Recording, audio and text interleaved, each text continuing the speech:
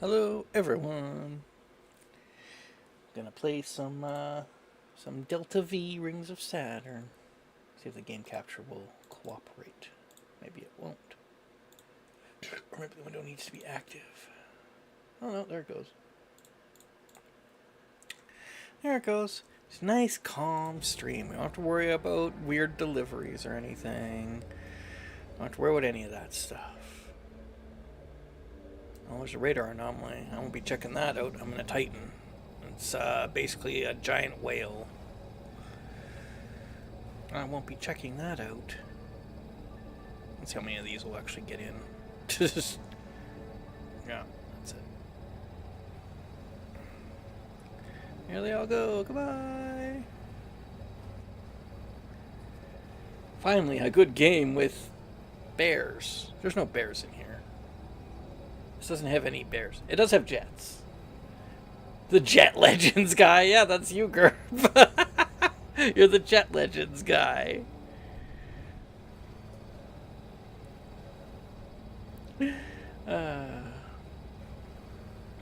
bet you I'm gonna do this whole stream, and like I'm not actually gonna dock with the station or anything. This is the whole stream. You're looking at it right here. Just stuffing this Titan full of ore. I'm full up on iron, but that's fine. I should probably add iron to the ignore list. Already is. 2 of them. I don't know all the other ones. There we go. Don't need to worry about iron. I'm full. 45,000. I don't know, was that 45,000 kilograms of iron. That's a lot. That's a lot. We have a saying in the rings, you're full of iron. Whoa. Just looking at this. The only thing with this processor is I got to get all the ore into this little thingy. And sometimes it often gets stuck up there. Sometimes moving back and forth helps it get unstuck.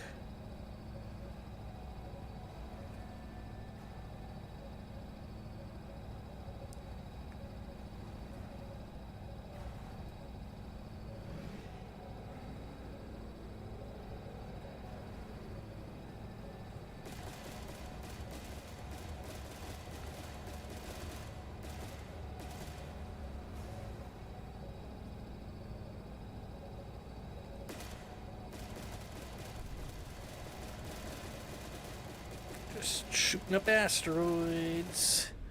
Oh no, it's slowing down to bullet time because the rocks are gonna hit me. Here we go. Oh no, it's a big one. Are they gonna be able to will the guns be able to destroy it in time? Or am I finally finger licked? They got it. It's okay. It's fine. It's fine. Isn't that a normal butt chem to have something go wrong? Yeah. Totally normal butt chem.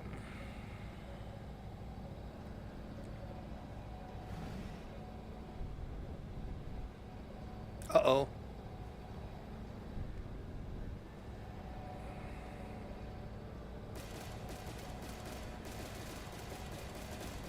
There's a lot of asteroids floating around, man. A lot of material chunks.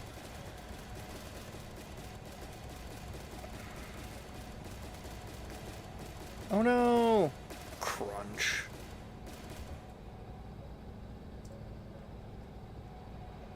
That's a big one. Here comes a big one.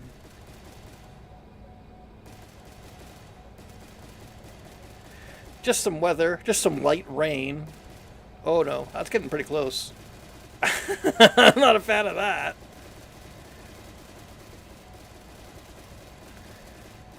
Shoot everything. Destroy everything.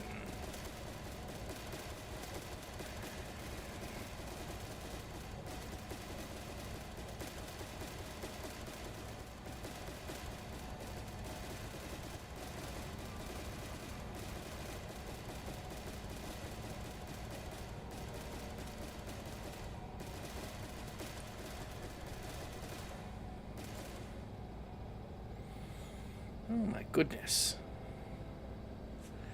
Let's see. Yeah, it's like full.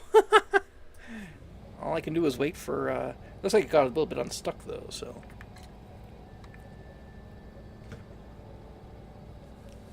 Hopefully. Hopefully. I mean, I'm only going 8.5 meters a second.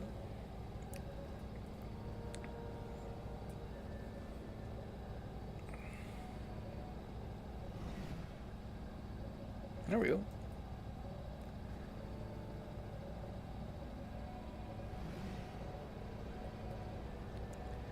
Come on.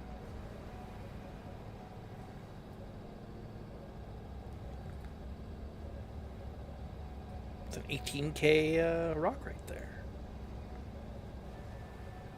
In yesterday's bear news, the war against the bears escalates as Gifu Prefecture is launching drones today. They'll broadcast dog barking noise, and shoot off fireworks. What?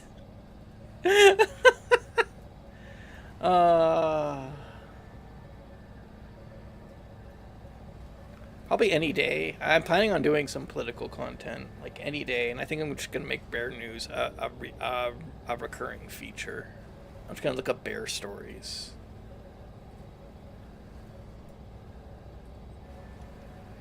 It won't interfere with the gaming content, but you know.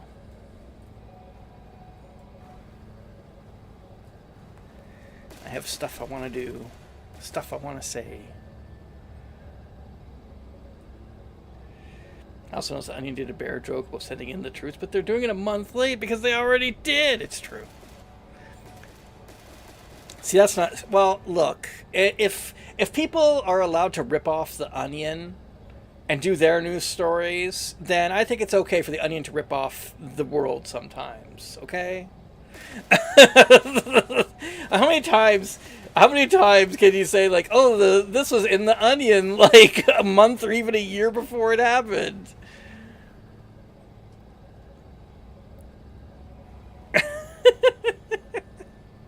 There has to be some fair play.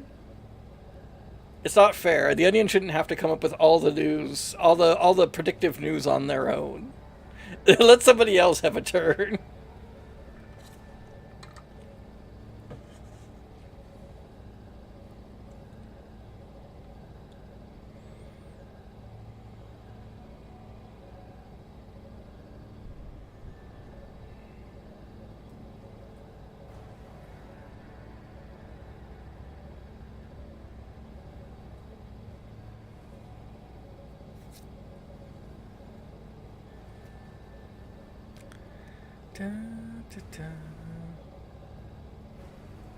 It's so hard to get those ores to get in that chamber.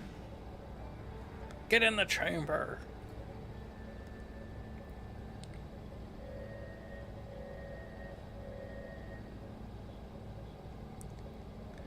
Yeah, I think there's a bunch of... There's still some iron in there that's just getting disposed of, which is sad. That's sad.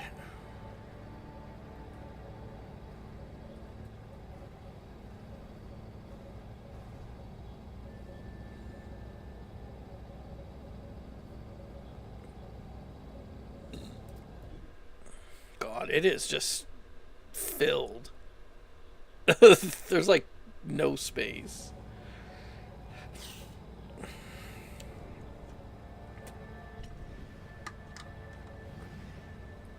Wow, I'm almost out of nano drone components. I think I have like the biggest storage for them. But I'm not using the processor that actually gives me nano drones. I'm just using one that just processes materials, because the one that actually can produce the nano drones, it has a chamber that's even smaller than this one, so causes problems. Oh God, I am not here to race. I hate the racing ship so much. I want to kill him. I just want to shoot him. But I'll probably get a really bad bounty for it. But man, do I ever want to.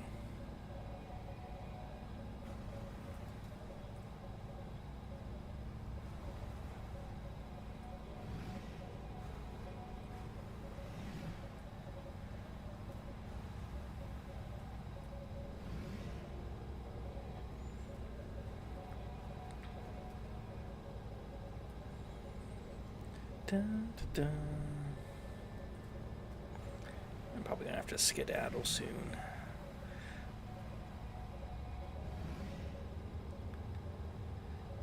I've got a few bits and bobs in there.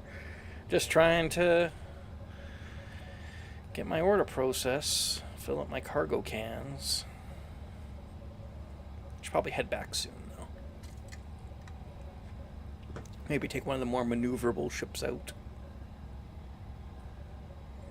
for more exciting, action-packed gameplay.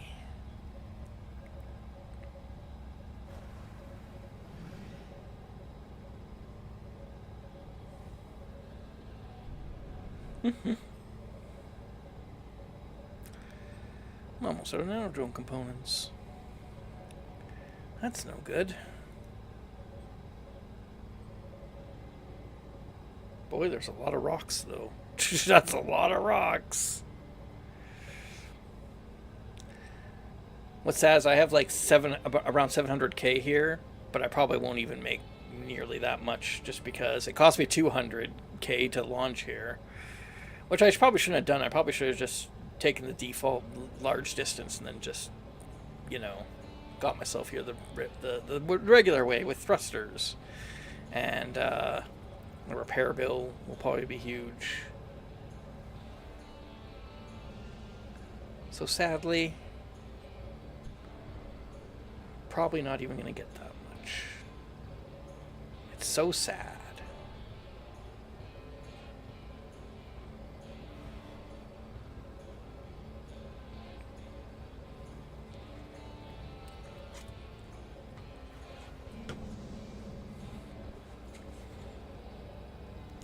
That's a lot of minerals.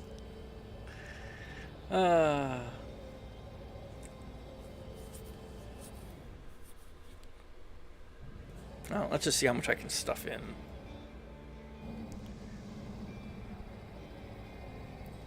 Bloop, bloop. Nom nom nom nom nom. Feed.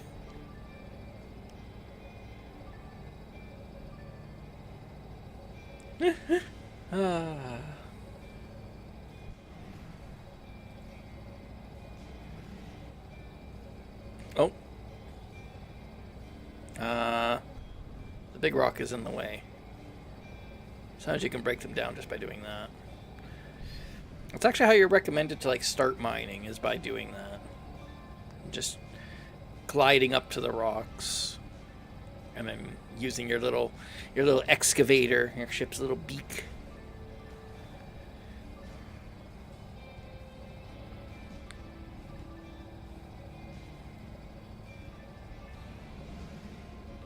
Jeez.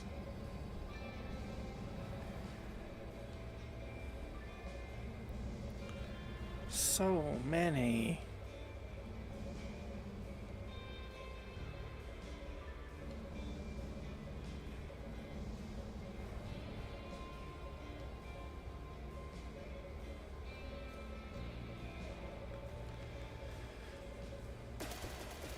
Pew pew pew pew. Damn, almost at 900k. Isn't that exciting? Isn't that exciting?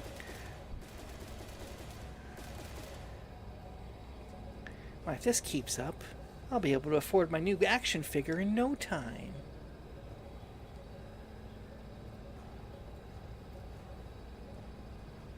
I don't know what action figure I'm referencing there. I don't collect action figures. I have too much crap as it is. We got finished a move not too long ago, and all I could think about was like, oh my god, there's so much stuff.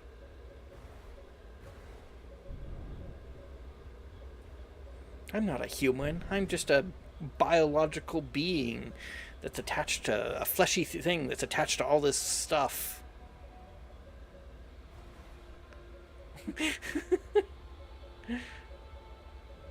What's he on about?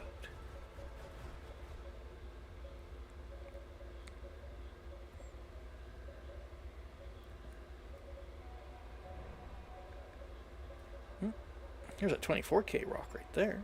Wouldn't mind that. I'm out of nanodrone components. Now I gotta get all my. I gotta get all the ores the hard way. Let's see if I can.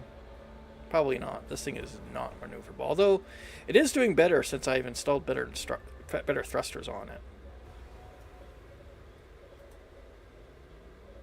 Ugh. Oh, so close. Yeah. Without drones, it's like not even worth doing anything. I think we're done.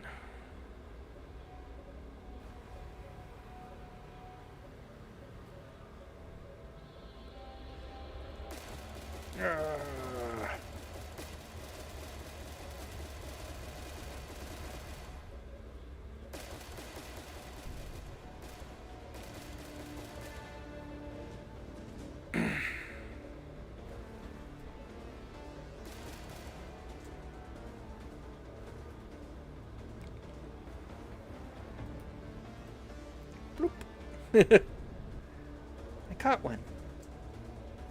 That's exciting. Yeah, trying to mine this way is not. It's contraindicated. There we go.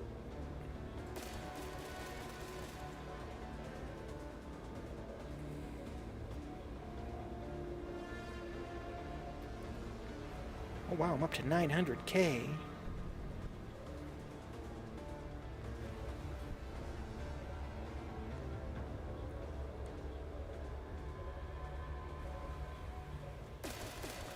I'm not sure what the least, like, because whenever you like blow up asteroids, the force pushes the rocks out. That's why you need the drones, to at least stop them from flying away. But I'm not sure what the least intensive way of doing that is, where you don't like lose half the rocks.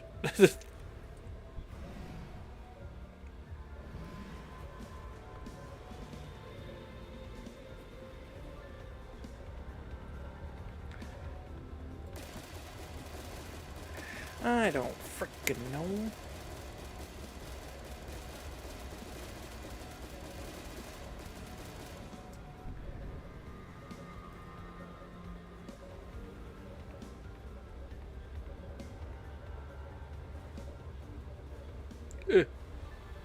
There we go.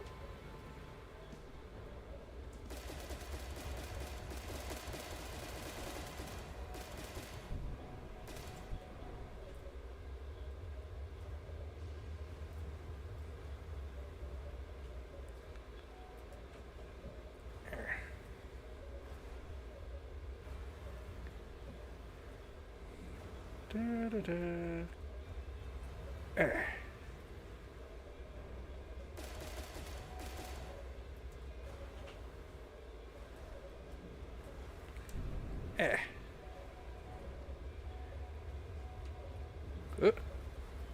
I'll grab that one. Naive hobo.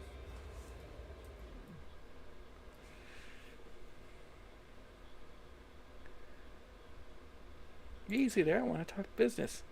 We always need driver ammunition. I mean, sure. Where are they? UIO.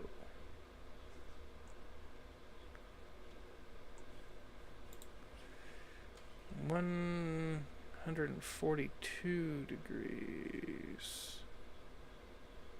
Where is that? Right here?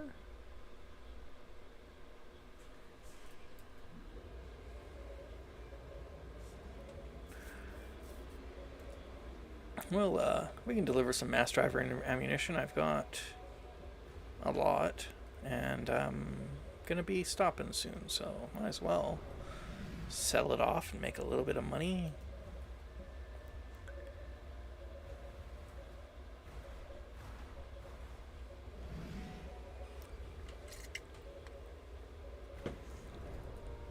It's the Ganymedian. It's the Ganymedian Anarchy. Well, spying them is usually not a great idea, but whatever. We could make some money supplying the Resistance.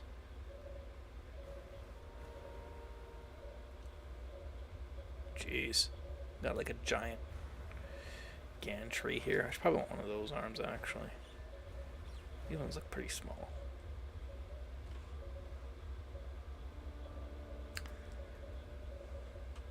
Oh wow, I'm getting 2 bots now. Isn't that exciting? Or is it just 1 bot posting twice? Nope, it's 2 bots. Oh no, never mind. There. They're banned. I banned them.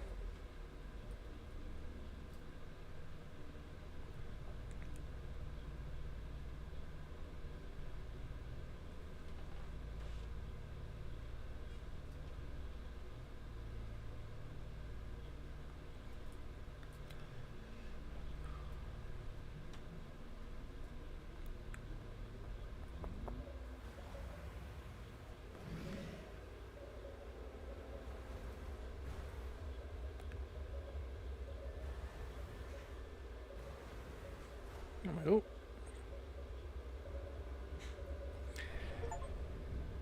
Illicit goods.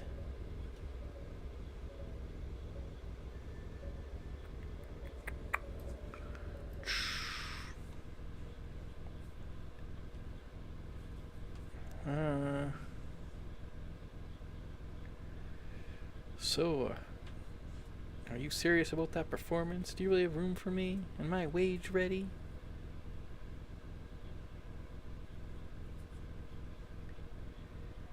Let's see.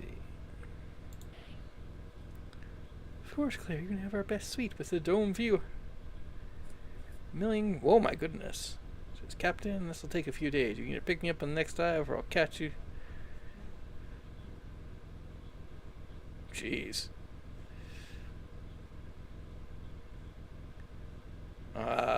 So what? She's gonna work for them now, I guess? Okay. Whatever. Go ahead. Follow your dream of being a militant rebel person. It's fine.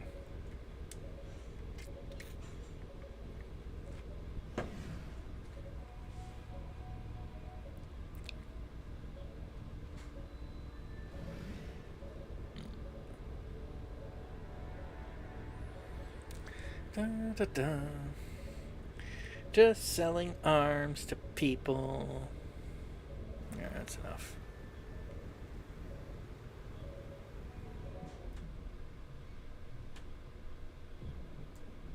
Oops.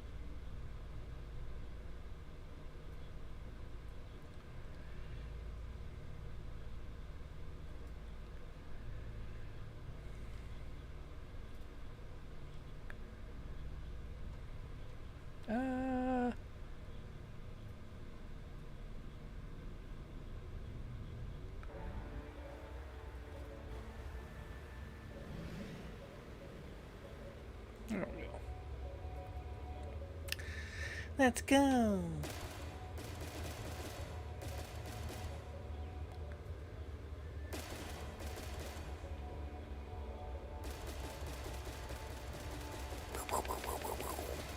Okay. Let's head back to Ecledius Station.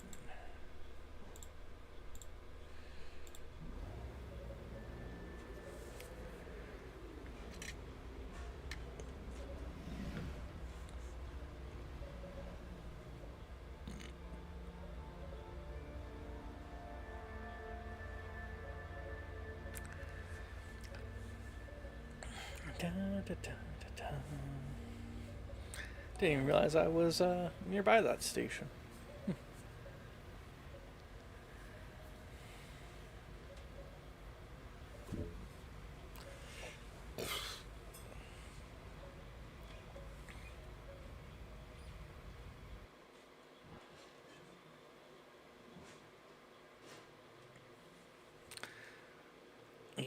885. There we go. Damn.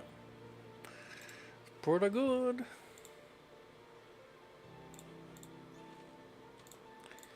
And get everything above 80%. There. Fantastic. I don't know Oh, kind of want to take the tight note again, but you know what? I actually don't, because I got to go renew my waypoints. So we will take another squid. It's another squid. There's a devil's trader here. How's this thing doing? Okay. Lunch. There's the radar anomaly and the moonlit.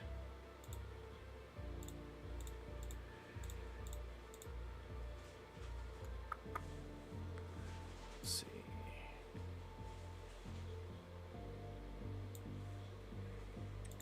Let's go.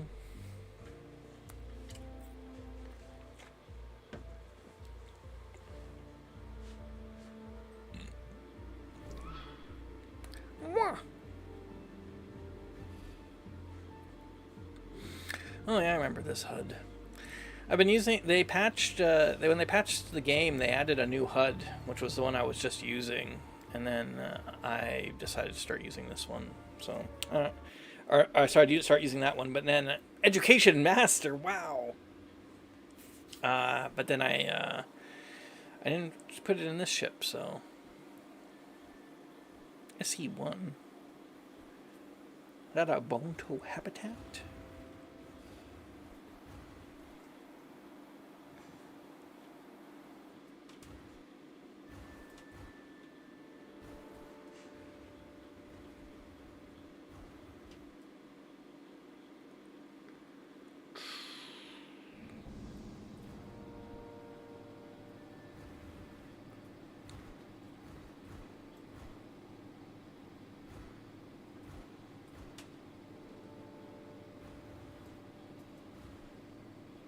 Don't think it's a habitat. What is it?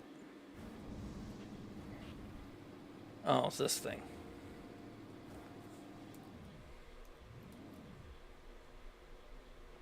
Alright. The big bad wolf. Just shooting stuff.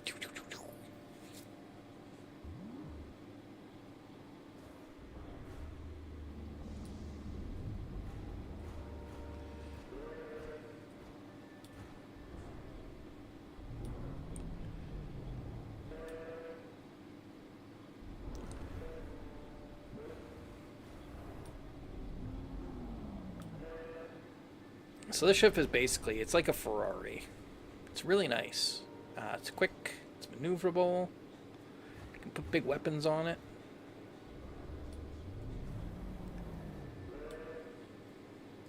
And I can even do, I can do some decent mining. I mean, you know. It's not the Titan in terms of like volume, but you can get some work done.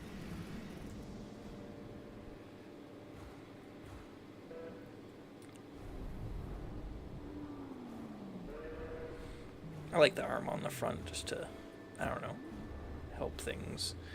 Help get the ores in. And also it's good for salvaging.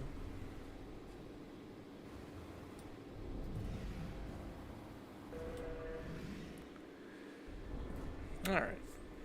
Let's see. So the main reason, one of the main reasons to use this is to renew my waypoints. Let's see, there's a moonlet here. Platycos.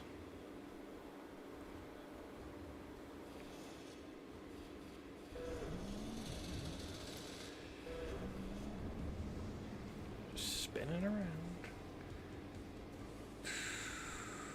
What's the arm? There we go. Fold the arm up. Just causes issues when you're... I swear the autopilot is just so terrible.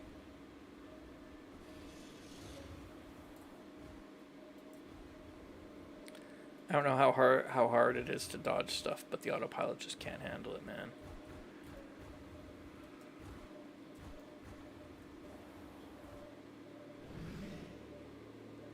Just can't handle it. Just flips out. I don't know why.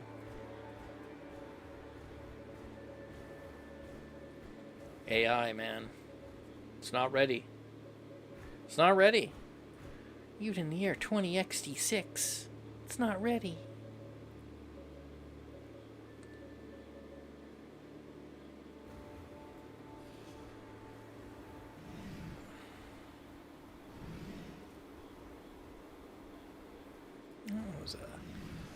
That was a sensor ghost. That ratcheting sound that you hear sometimes, that's the rods getting the inertia's so strong that it's affecting the frickin' control rods in the reactor.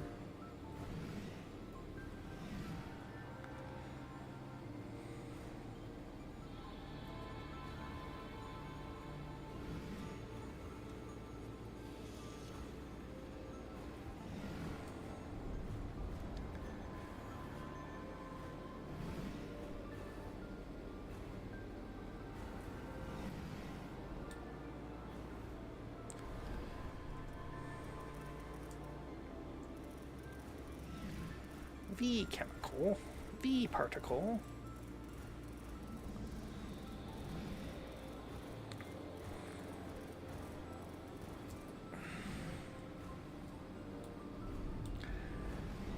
It's not even supposed to be a mining ship. I mean, like I don't have it really set up for mining. I actually have it set up for combat. This laser, it costs like 50K just to repair it, so you might as well just buy a new one. But it does a pretty good job. Does a pretty good job of shredding ships up.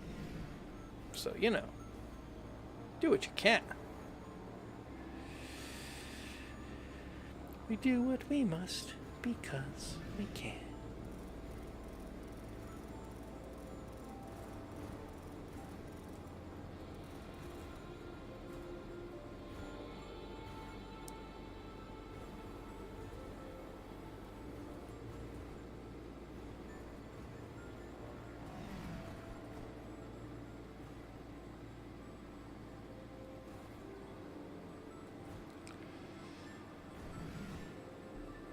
Dude. Oh, excuse me.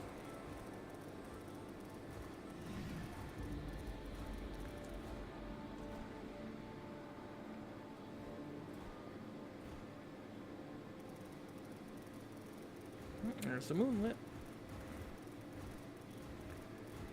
I'm sad you can't just like blow chunks off of this thing. It's pretty big. Oh hey, this one got a cave?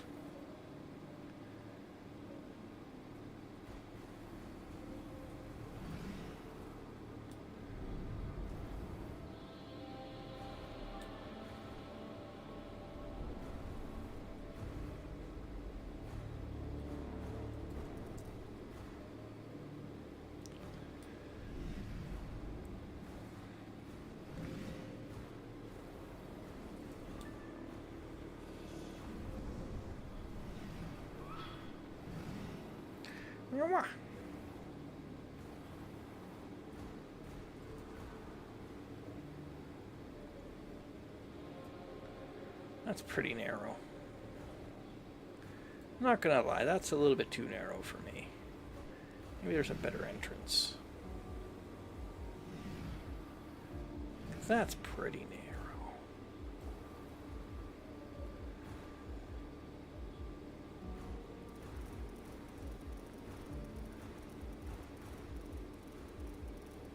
Pew pew pew pew.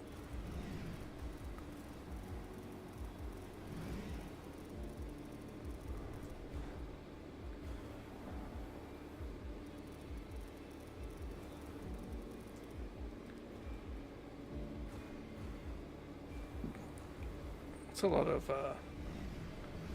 of rocks. Guess I should probably try to pick some of those up, eh?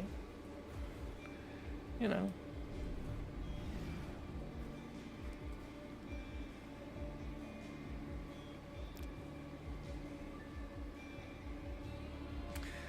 Yeah, it's also another reason for the arm on the front is for salvaging. Because the idea was I would shoot the ships and then I would salvage them.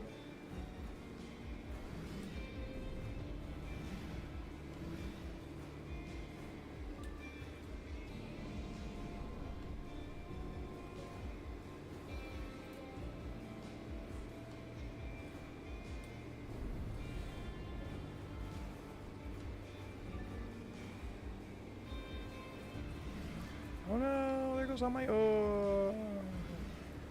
How sad. Well, I got some of them back.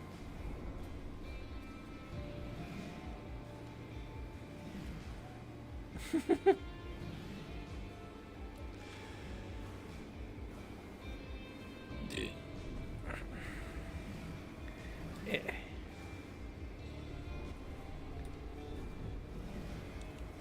Yeah.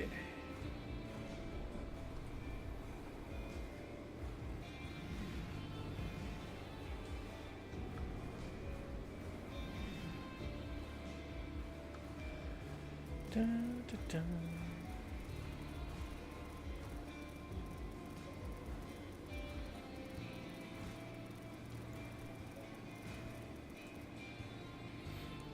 Getting all these floating debris is reminding of something that people do in Space Station 14 sometimes. They build because in Space Station 14 you can, like, at least in Frontier Station, you can build your ship out. And what people do is they get a ship and then they build it out just with a bunch of like radiators and fins and stuff. And the point of that is so that they can so that they could basically collide with all the debris that's floating around, because after, like, you know, a couple hours it gets to be a lot, because the engine doesn't, there's just a lot of debris that doesn't get deleted. I guess it has to be connected to a grid to get deleted. So when the shipwreck grids get deleted, anything that's not connected isn't deleted. So it just floats around out there forever. And apparently it can be really really profitable to just go around and hoover it all up.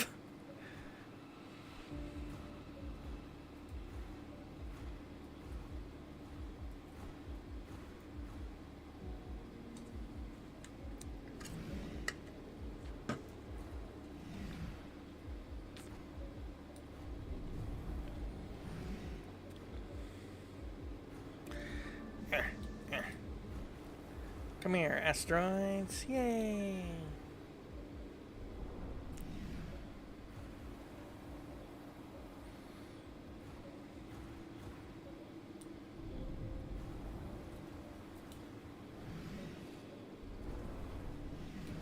Oh no, all my ores.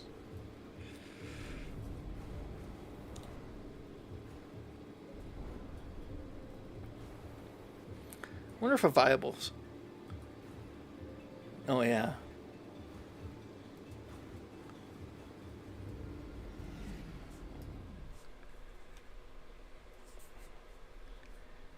When will this start?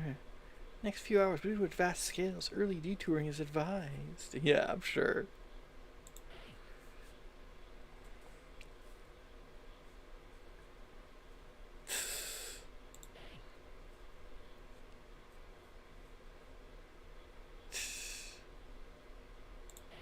Kind of special. Oh yeah. They just want you to go away. Got a little station in here.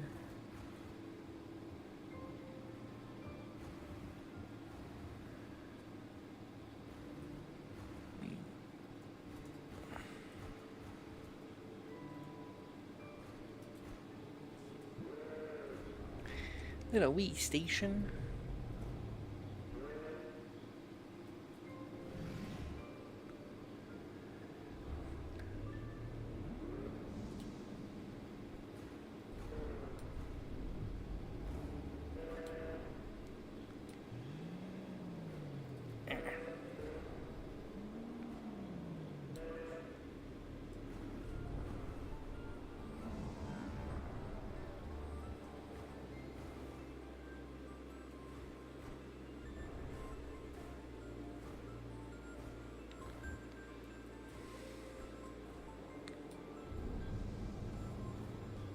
Da, da, da.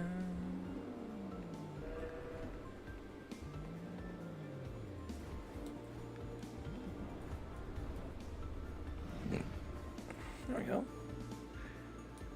Come on. Put that in. Great. Fantastic.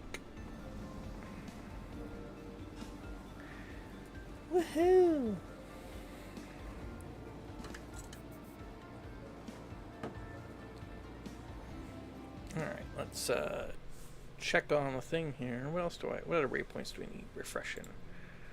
The habitat wreckage.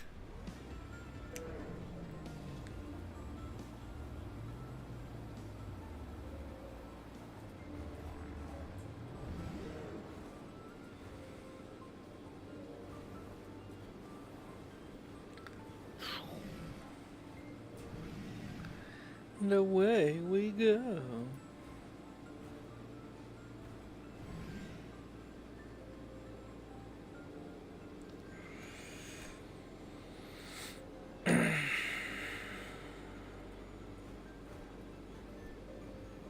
Oh, my frames. Okay, we're okay. Thought my frames were dying.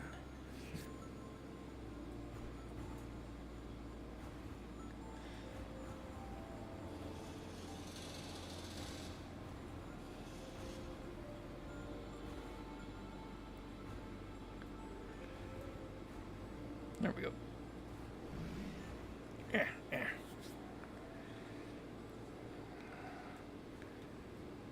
You know, these frickin' asteroids are just following me. Flying in perfect formation.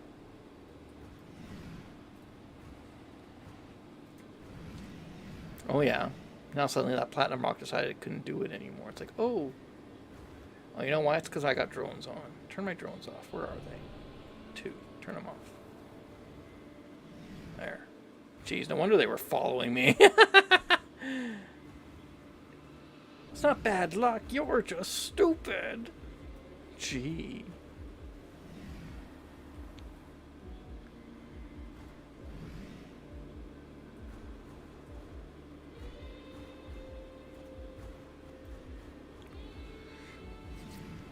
Uh-oh. Oh, this is a dense area. Might not be able to get through here. What happened? Hi. What happened there? You want to say hello? Okay. I see you got cake all over your lips. Hello. There. The producer said hello.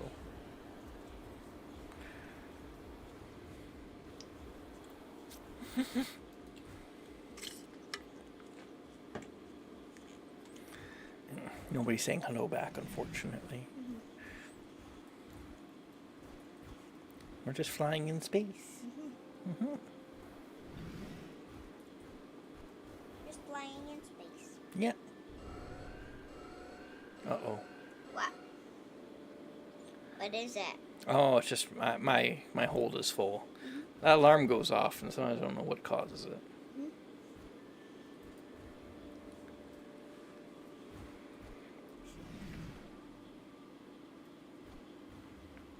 Look, the space station got ruined. Yeah. Can we go and fix it? No. Why? You can't fix it. There's just no way for me to do it. Mm-hmm. Can we get inside it? No, they didn't give you a way to do that. Yeah. Yeah. You can just you can eat asteroids. I can eat asteroids. Yeah. I can eat bad guy rocks. Yeah. You remember that? Yeah. When you were talking about the bad guy rocks? Yeah. Well, those were the rocks that you would eat. Well, the space asteroids. The space asteroids?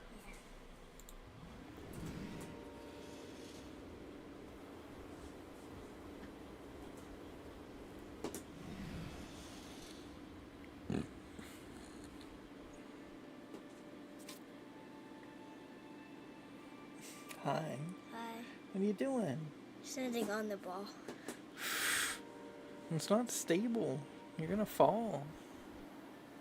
Okay, well, I'm maybe gonna start. Well, Sorry. knocking stuff down. Your bottle. Yeah. Got knocked over. Can't stable the bottle. Yeah. can't stable the bottle. I'm just gonna have to leave it there and try to defend itself by devaluing Palladium? itself. Do I even have any? No. I don't have any palladium. Well, Okay. Do they even have any around here? try to jump over the wall. Oh, I got it though. Not up there. Oh, okay. You could fall off the bed and hurt yourself. Yeah, if the ball was here. Even without the ball. Yeah.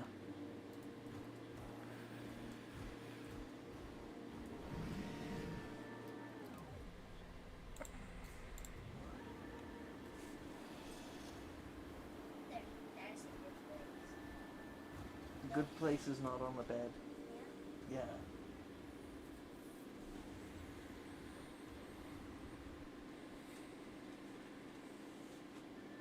Yeah.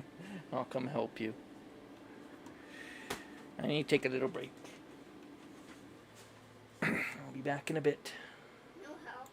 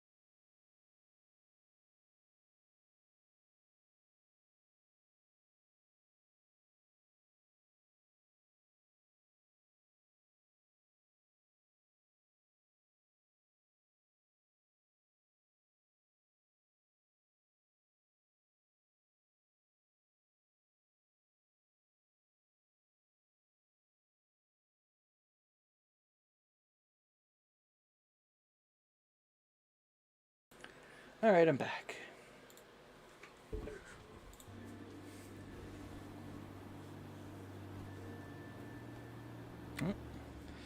I was trying to go to that place. Did that not work? Why can't I go there anymore? Okay, no. Oh, am I already there? Well, hold on, I gotta...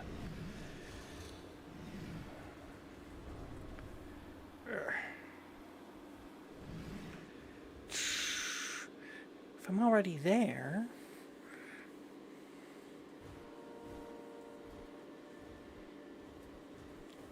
If I'm already there...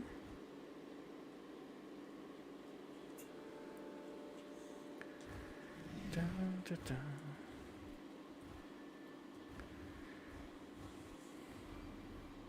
we go. A 126.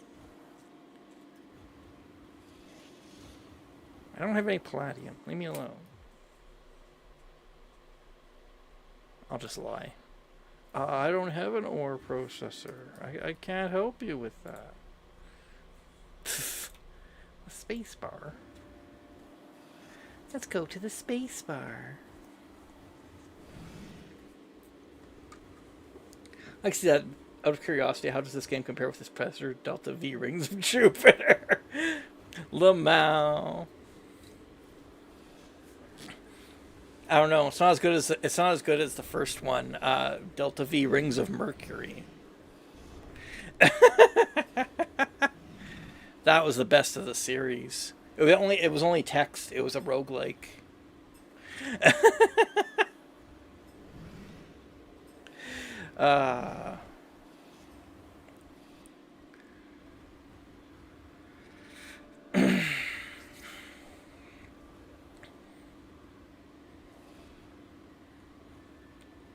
You mean Delta I Rings of Mercury? Right. Sorry.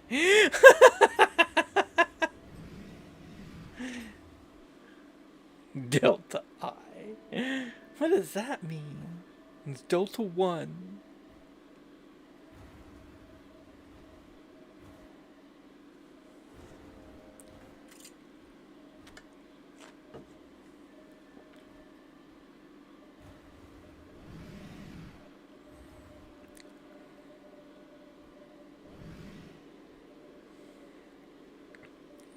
Da, da, da.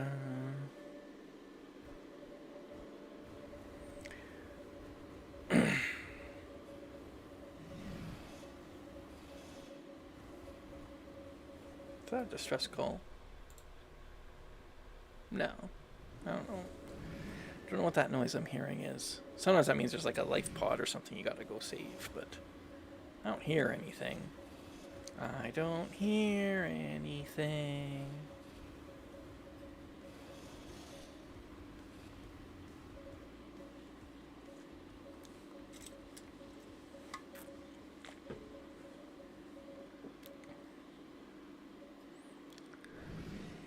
Oh.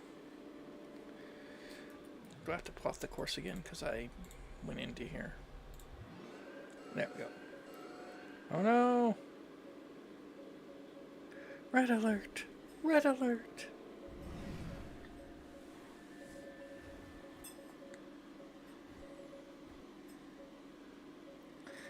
Whee! Where are we going now? Just off on a brand new adventure. Did you ever play these devs' other franchise, Delta P, Rigs of Bivor Dolphin? I might be too smooth brained to get that one.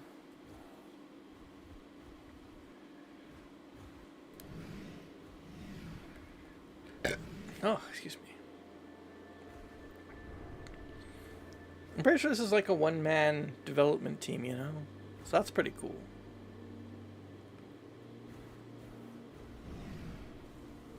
You're better off not forgetting that reference. Well, that's good.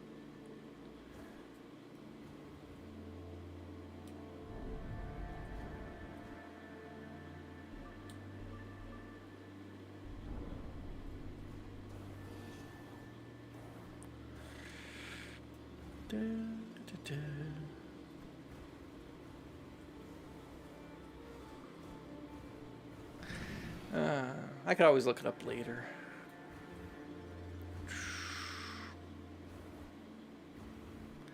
Whee!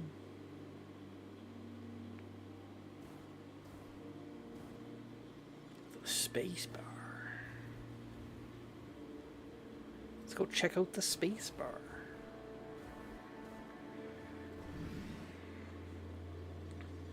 Some good mining out here too.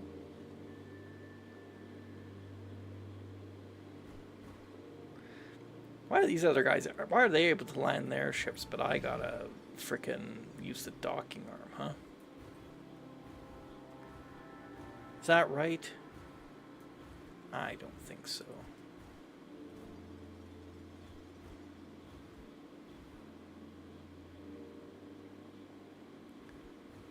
you know what? There's a docking arm right there. Maybe I should just use that one since it's like...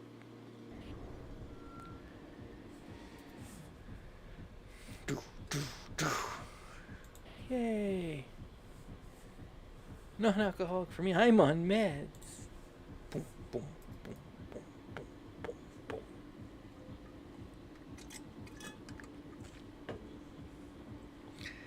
If you read about the Bayford dolphin, you'll know the answer. Well, I got nothing to do. I gotta wait for my crew to drink. Let's have a look.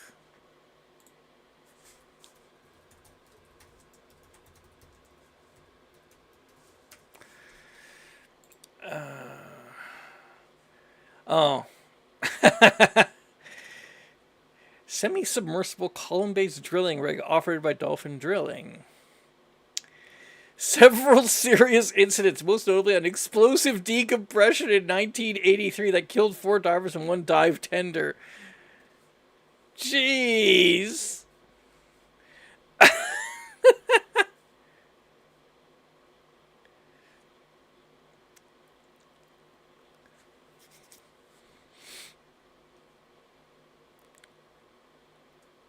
Oh, jeez.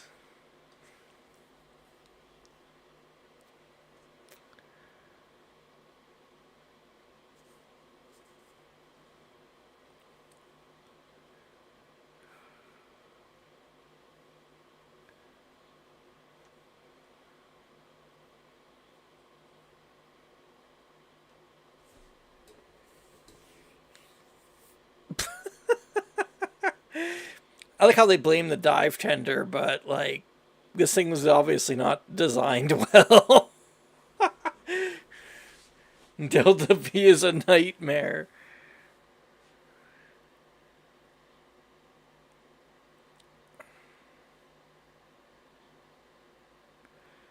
Yeah, I would go so far as to say that the Norwegian government murdered my father because they knew that they were diving with an unsafe decompression chamber. Oh no! Well, okay. That was fun.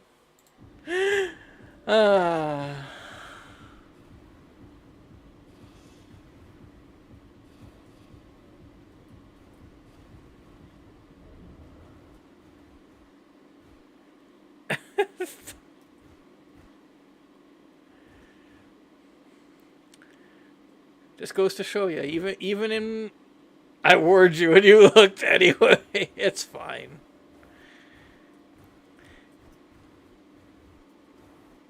It's fine. That's definitely not the worst thing I've ever read. Hell, it's not even the worst thing I ever read today. Apparently somebody made a somebody took all those Epstein emails that just dropped and put them into a database with a searchable thing.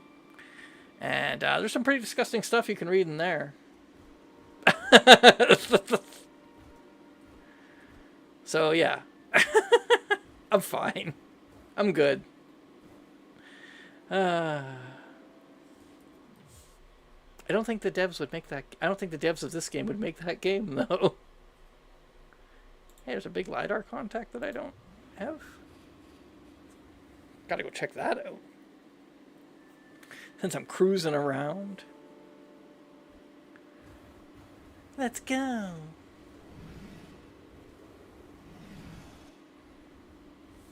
Gotta fill out my... Gotta fill out my...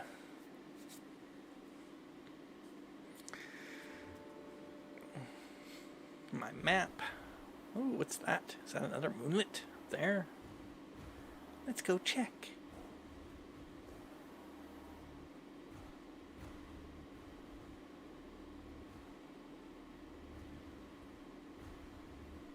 SS-13 is arguably literally the Delta... It is. It's arguably the Delta P game that has built-in atmospheric simulator. It is.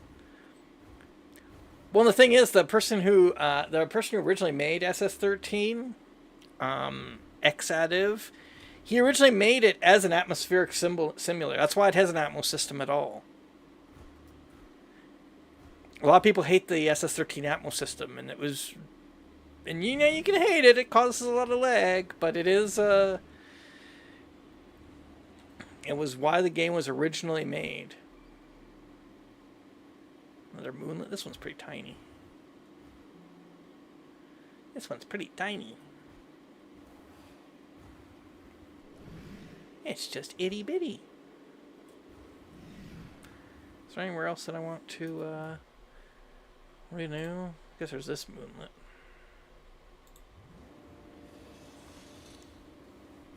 Maybe we will manually do this one. Autopilot gets a little overzealous around new moonlets sometimes.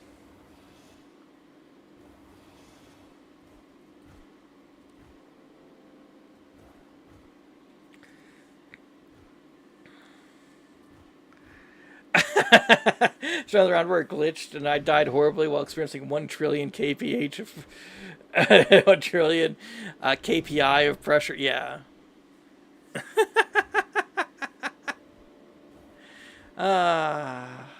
So good.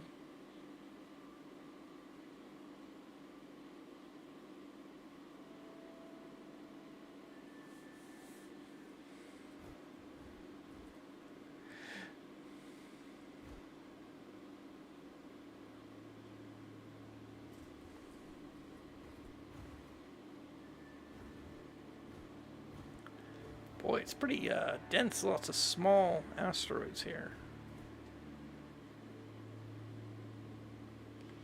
Yay! I thought it was KPI. What's KPA mean? I had to dive into a cryo chamber to survive, and that didn't work. All they achieved was prolonging my death long enough to break every bone in my body. Kilopascal. Okay. I thought it was KPI because I thought it was like kilopascals per inch or something like that. I must be thinking of something else.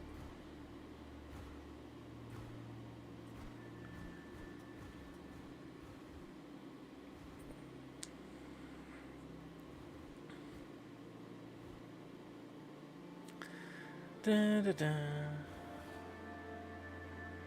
No, you're right. Pounds per square inch. You American. I'm Canadian. Thank you. Yeah, pounds per square inch. That's right. That's what I'm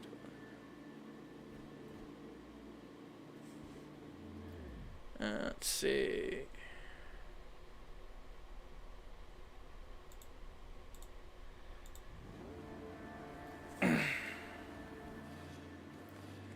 Yeah, but PSI is American. Metric is KPA. See, I'm mixing up what I'm doing. I'm mixing up. I'm mixing.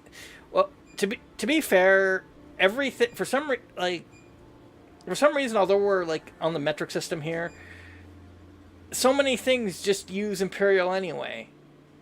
Like height. Like you talk to anybody here about height, and you try to use like meters, and nobody's gonna understand you. They're just gonna look at you like you're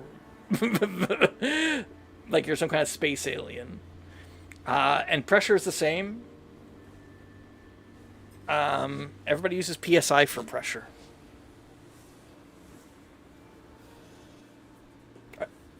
I don't know why. It's just how it goes. 14.7 PSI is roughly 1 atmosphere. Oh, see, that's good. That's interesting. I mean, I guess it would depend on which your elevation is, but because that's how that stuff goes.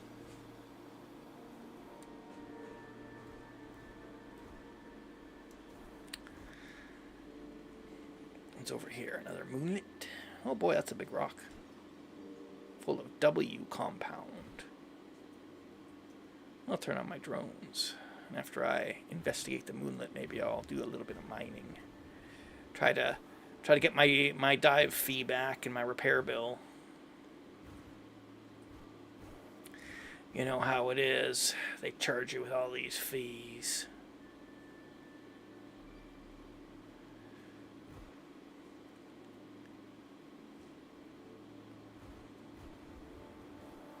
top of Mount Everest is 33.7 kPa, which is why it kills people. Yeah.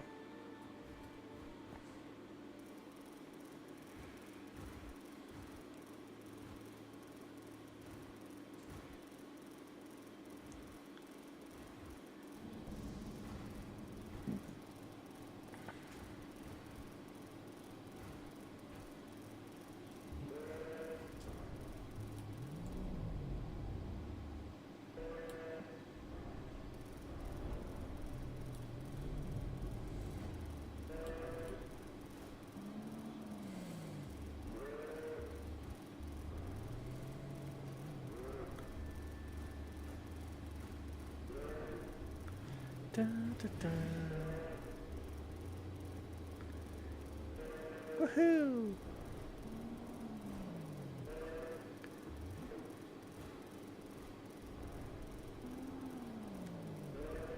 There we go.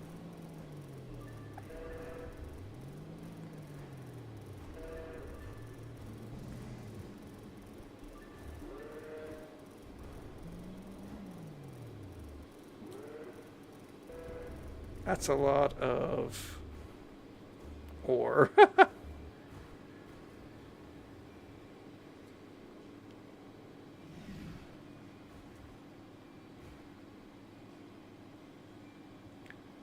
Personally, I can't digest the obscenity until someone auto-tunes them to Gangsta's Paradise.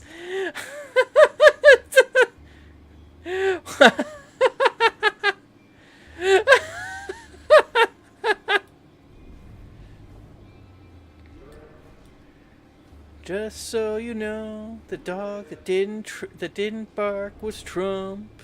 What? I don't even know if you could do it. Might be too hard. The syllables don't quite land up. Line up.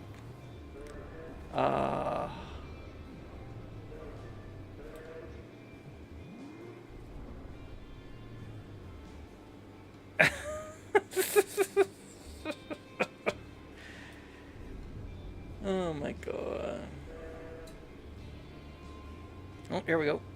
Big asteroid. Nom nom nom.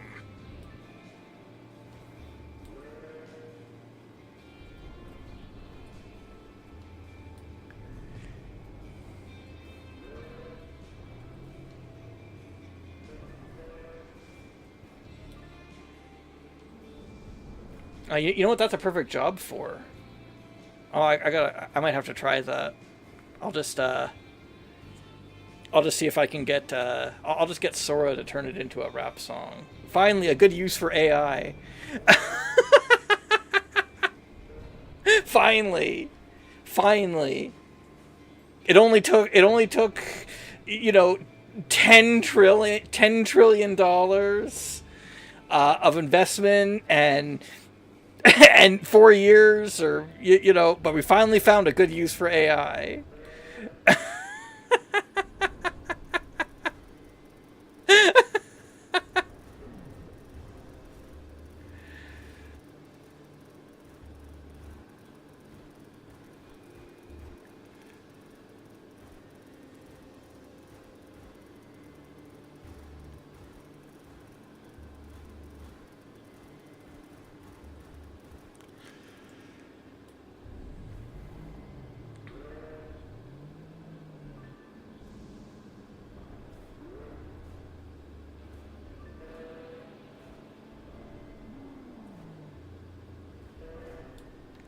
I don't know where I'm going, but I ain't heaven. It's fine.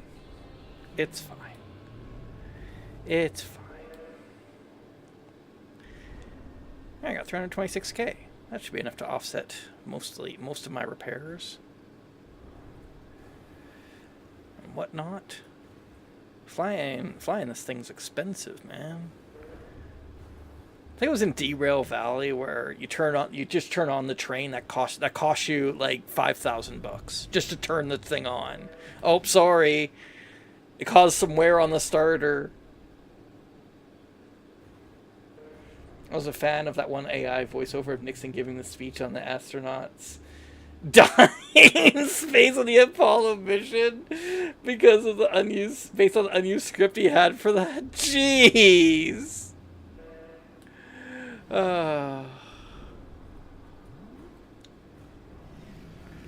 Like, well, we got to be prepared. So here's your speech. I wrote you a speech in case the rocket blows up.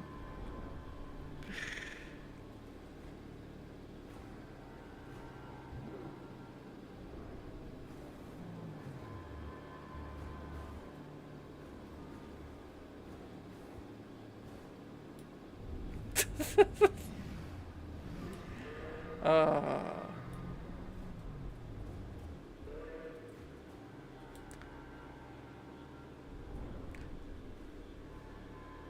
oh, they wrote several speeches for it. If it had to be aborted or they all died on the moon.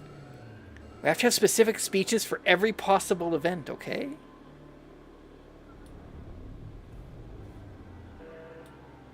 I mean, sure, you know, I can't imagine the speeches were substantially different. It's just like, oh, we're sorry that they perished blank, right cause here, and then, you know, they just fill in the blank. They were great patriots. Something something will beat communism yet. Something something. A good day.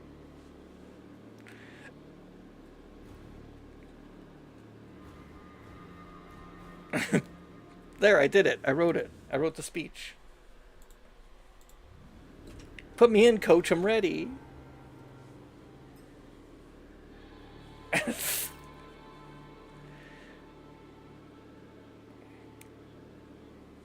The death one was deliberately kept vague about them being out there among the stars for all of us. Ugh.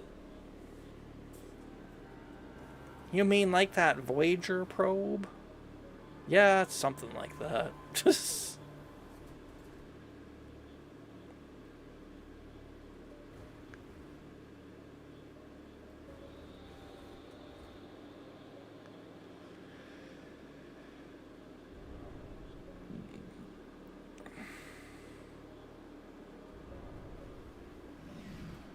uh,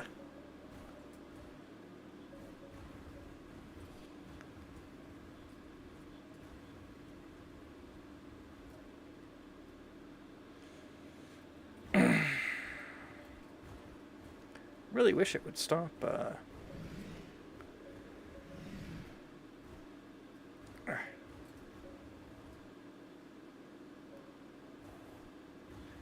only thing about the autopilot is it doesn't keep the ship's position straight even. It doesn't even try.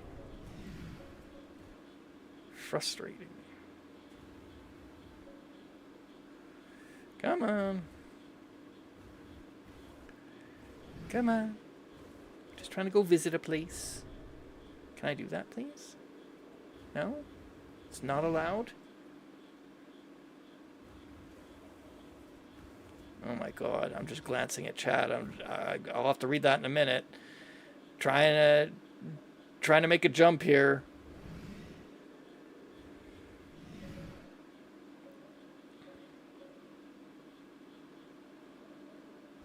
Yay. You know, noble sacrifice things. Crazy how nobody's ever died in space yet, though. A bunch have died leaving space, but not in space. Except for poor Lakia. That was the Soviet dog, right? And those sex lizards, I don't know about that one. What?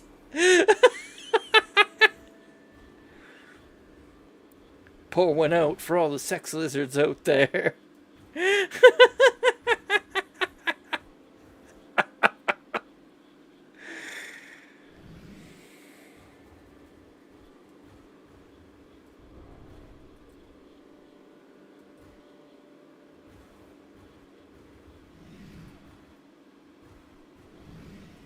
Exotherms unite.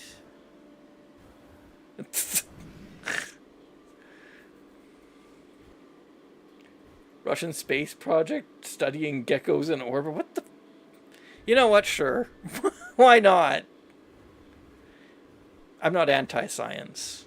I'm sure there's useful information to be gained from that. That's the thing. The whole thing where it's like, oh, you're wasting money on scientific studies that don't, that just sound stupid. Well, of course they sound stupid. You gotta have fish in the water. You gotta have Not fish in the water. That's a stupid. You gotta have rods in the fire, man, or you won't discover anything. The whole point of discovery is that nobody has an idea of what's out there, so you have to have some rods in the fire to figure it out. Anybody who like comes up with that kind of stuff, they're the people in the in like 12 in the 1200s when you're talking about crop rotation, like, oh, Jerry thinks the crops need to take turns. What a moron. It's like, yeah.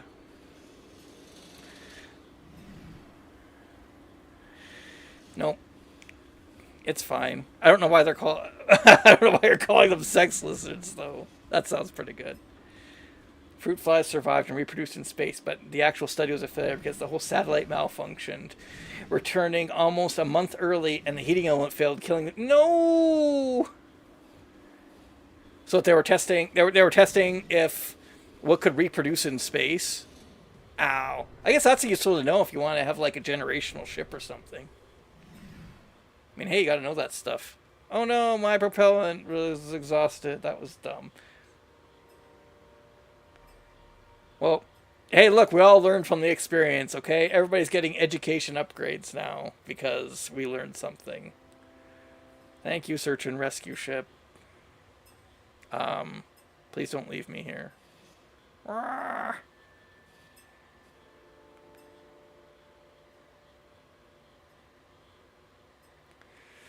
The search and rescue ship. Why is it just spins you around? That's how the search and rescue ship works. Yeah, spin! No! I don't know why it did that. That's fine. That's fine. I lost so much money on fees. Repairs. I don't know if they had multi-generationals with mice, but based on what we know, there's no reason to think that mice would die in space. Well, I mean, hey, that's why you gotta run the experiment. If you don't run the experiment, you'll never know. You gotta make sure the heating element doesn't die, or your sex lizards die.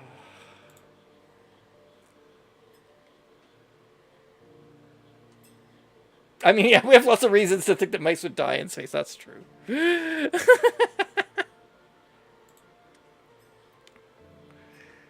Alright. Where's my crew?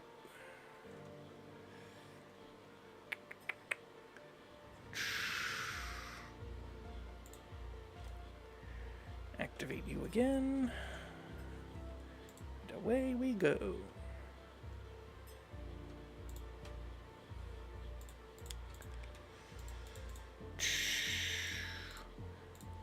Let's dive near this propeller formation here. Wow. Why is it so expensive? It's usually not that expensive. Jeez.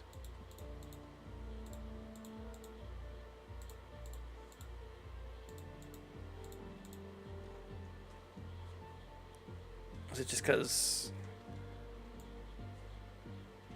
What if I lower the amount of propellant? Does that make any difference? Not really. Because I have to buy all these nano drone components. Yeah, okay. That makes sense.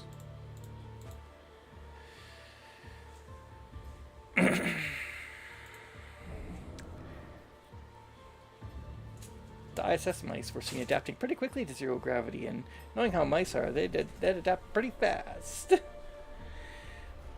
I hear one complication is your bones, your joints start to separate, so that's a problem.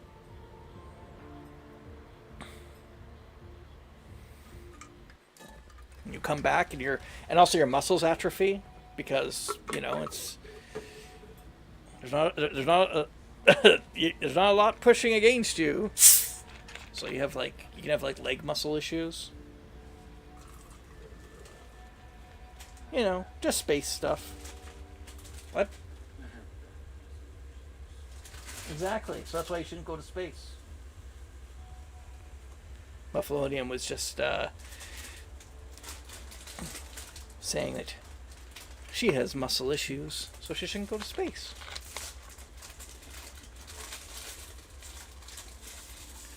Yeah, but mice live and die pretty briefly, right? Especially if they're those cancer mice, the ones that they use to research cancer.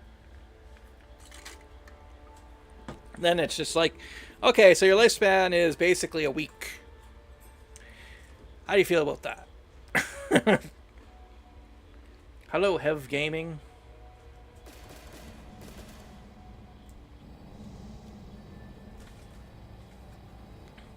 Got the Titan here.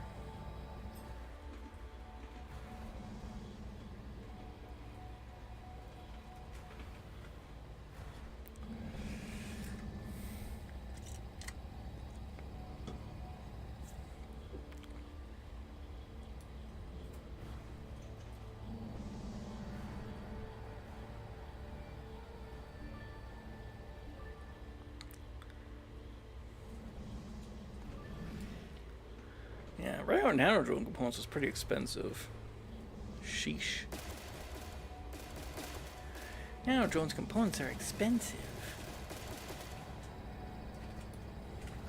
But I'm certainly not getting the thing that produces the nano drones because the chamber on it's so small.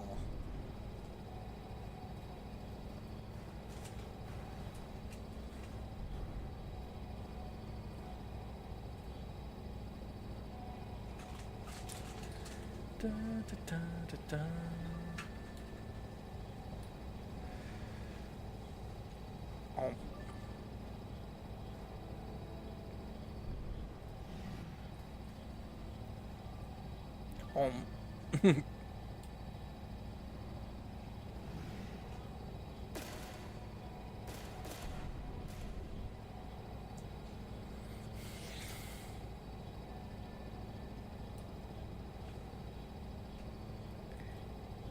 Wee.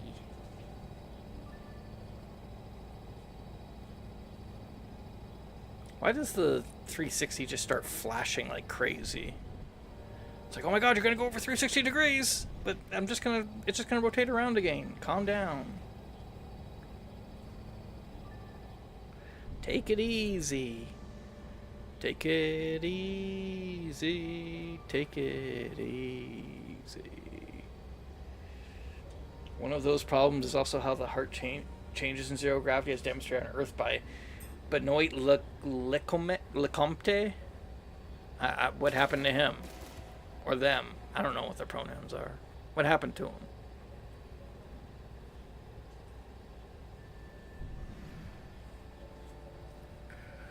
him? Tell me.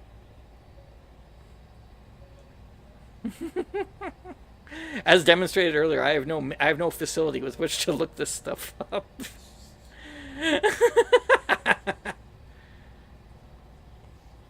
I did. I looked things up, but you know what? I gotta eat these minerals now. I gotta feed my ship. How to feed your ship? Feed it tasty minerals. Yeah.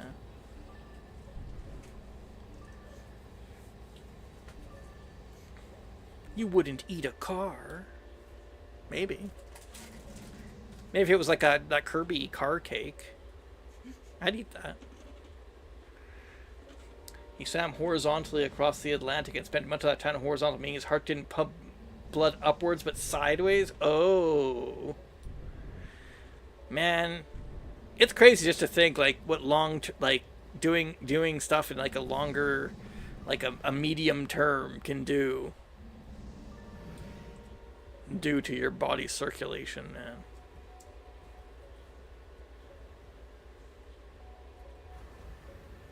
But they had problems after that swim because his heart wasn't used to exertion while upright. Yeah.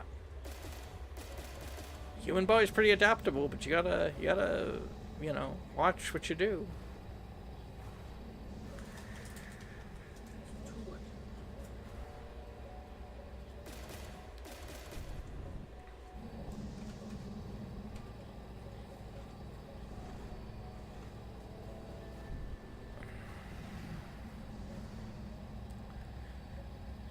Scary stuff.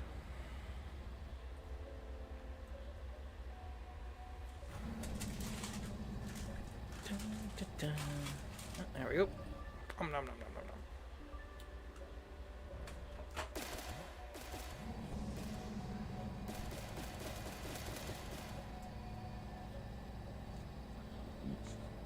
What? Those are nano drones. These here are just the targeting arcs. They're not lasers. If anything, they're actually projectile weaponry that's guided by a sight cone. A sight cone.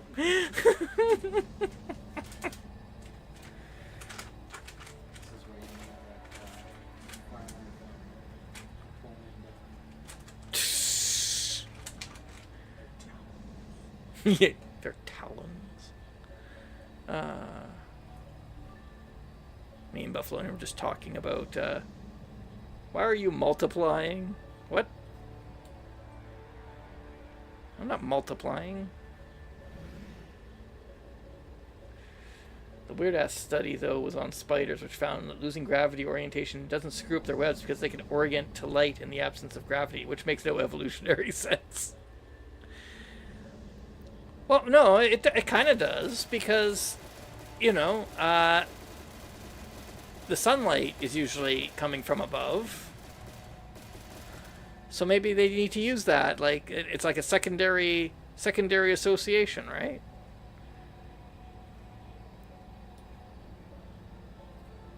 I mean, gravity is available everywhere, so there's no reason why... You wouldn't think there'd be a reason why they would need to use light, but...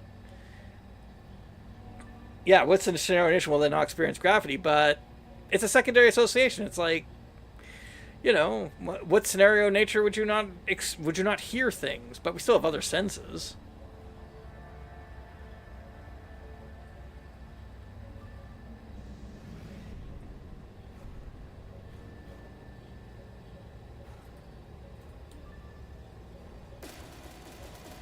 When I go deaf, yes, but that's not like what? When the spider's inner ear malfunctions and won't experience gravity. I don't think they sense gravity through their inner ear, but however, whatever mechanism it is, okay. Those spider ears. You don't go gravity blind. You can. If your inner ear gets screwed up, you won't be able to tell, because that's what that does. Controls your balance. In fact, that's why when you spin around so much and you get dizzy, it's because your body doesn't know how to balance. It doesn't know how to coordinate that.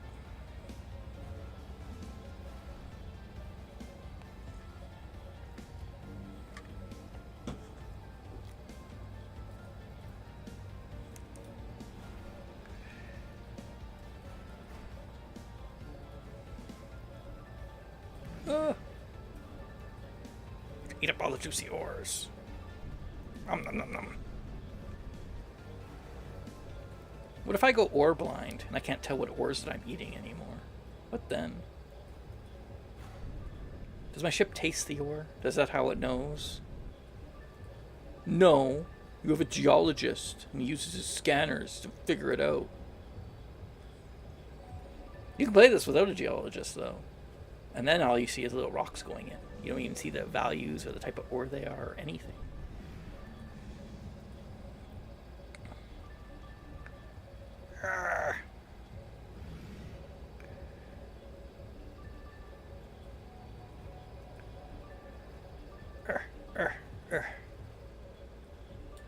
Okay.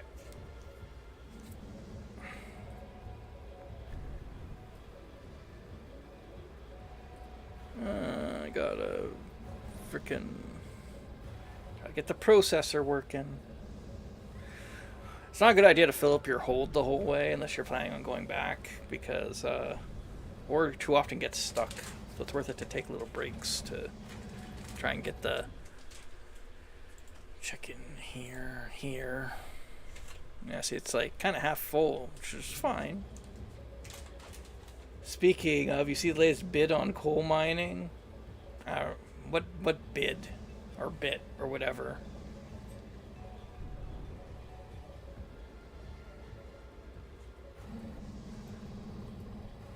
I mean, we have our own issues with coal mining here in Alberta. Uh, I can understand that coal mining needs to be done. $186,000 for estimated 167 million tons of coal on federal land. Holy shit! Rejected because that's less than 1%, 1 cent per ton of ore. Yeah.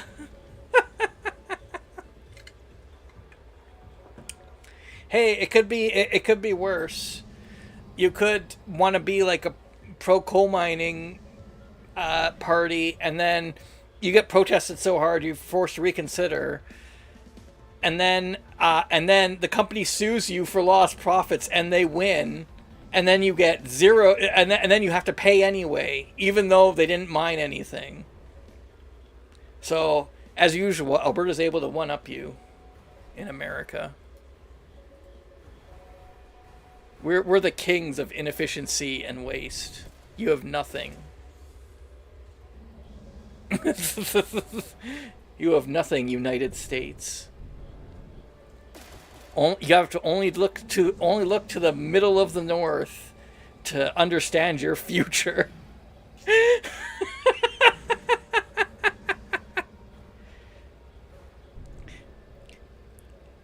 it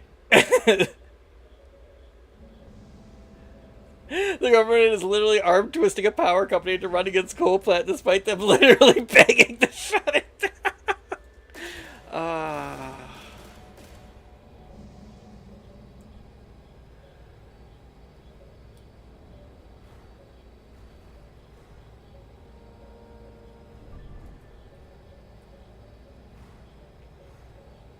And several other coal plants prematurely shut down to avoid that fate.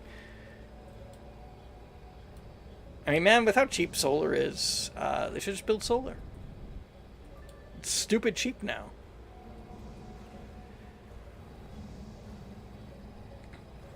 Again, though, you only have to look to the north to know your fate. We ran every solar company out of this province by saying, basically, you're not allowed to build anywhere because it's going to ruin the view, or that's prime agricultural land that nobody's using and nobody will use because it's actually not very good agricultural land. But you can't do it. You can't have it, okay?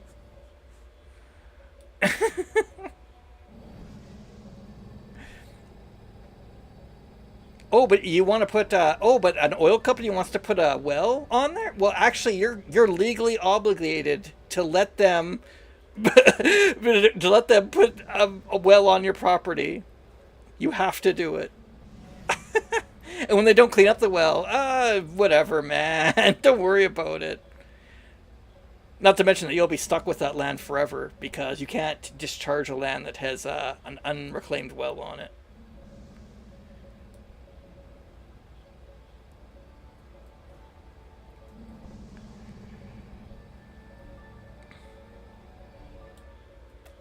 Coal says in America it's just logistically not worth the cash, even when natural gas is objectively better. Even without solar, natural gas can be piped in rather than trucked in and doesn't produce solid waste. And has no natural gas is still pretty dirty, but like it is better than than coal. I mean, coal is like the dirtiest form.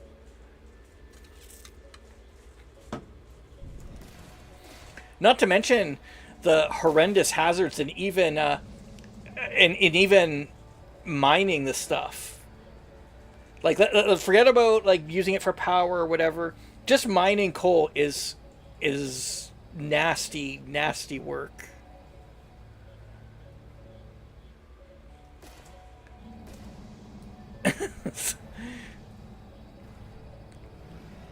I don't know why, but for some reason my brain went to because I was thinking about like coal lung and shit.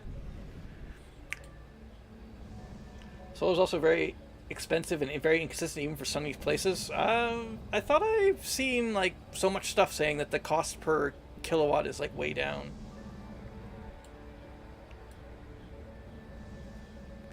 Like I've seen like tons of graphs where they show like the cost per kilowatt hour of like solar, wind, coal, whatever, and solar is like near the bottom now in terms of price, because there's been a lot of efficiencies made in constructing the panels and installation. When solar both very reliable, some produce power during the day. When everybody works, it needs power.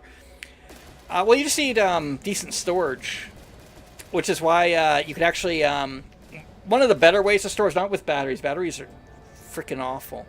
But if you use hydro to store it, where you basically pump water up with the excess solar power, and then you run the hydro when the solar's not viable, that works pretty well.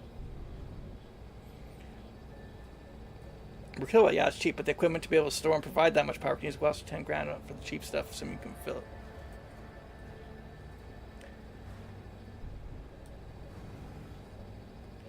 People get this confused because they think this is negative and really power sparks during operating hours. Well, yeah, I mean, nighttime power generation is usually a lot, or power consumption is usually a lot less than during daytime. Yeah, you're talking about personal power. Yeah. You might be talking about like those schemes where you put power or you put solar on like the rooftops, roofs of houses and stuff. That's not nothing.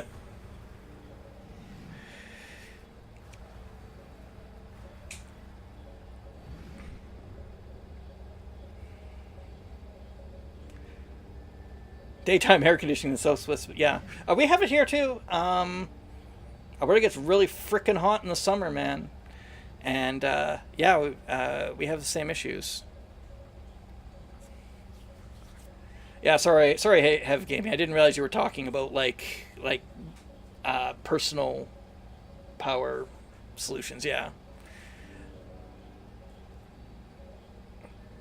I mean for if you're just trying to like power your own thing, solar can be a headache. But that's why it's generally preferable just to have a grid, like, because when you can do things at scale that you just can't do individually. I knew someone once that had they had an off-grid house, and they had one solar panel and and a gas generation, a gas generator. Oh, Big Bad Wolf is here. Go away. Nobody likes you. No, does you don't think because your maple syrup blood congeals if you're in warmer temperature? We can get up to we can get up to 40 degrees Celsius. I mean, it doesn't happen like that all the time. We basically got it got so hot here that for a long enough period of time that by Jasper, all the I don't even know what that even is. Of course you don't, barbarian. No, I'm just kidding. It got so hot that so we had a wildfire. We have we have pretty crazy wildfire seasons now, and it got so hot near that basically everything dried out, so one of our national parks burned down. It's still there, and I mean, it didn't all burn down, but the town site in it did have a wildfire go through it, and a lot of people were trying to say, "Oh, it's because you're not giving enough money to logging companies to log out all this stuff," and it wasn't that. It was because when it's that hot for that long of a time, everything becomes fuel, literally everything. there's no moisture left in the ground, so everything dries out, everything turns into fuel. And it's like, oh no.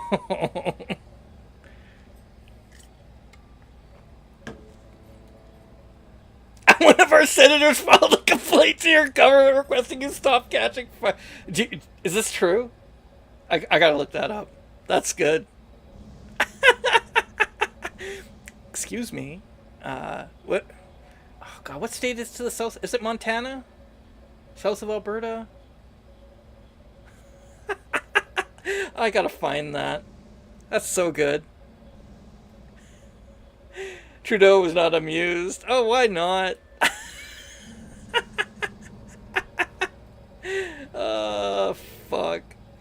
That's so good. Excuse me, could you please stop catching on fire all the time? Average U.S. Senator. Oh, sure, sure. Try to make sure. Got to insert yourself into our wildfires. Do you not have enough wildfires of your own down there? You got to come and mess around in ours. Yeah, that was the problem.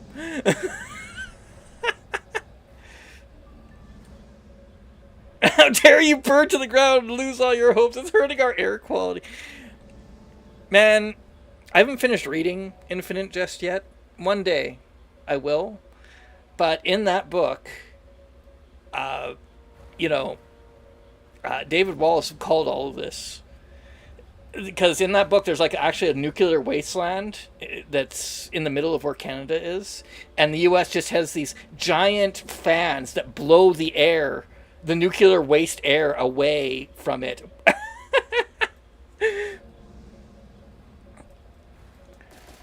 It's like that's what you need. That's the next step.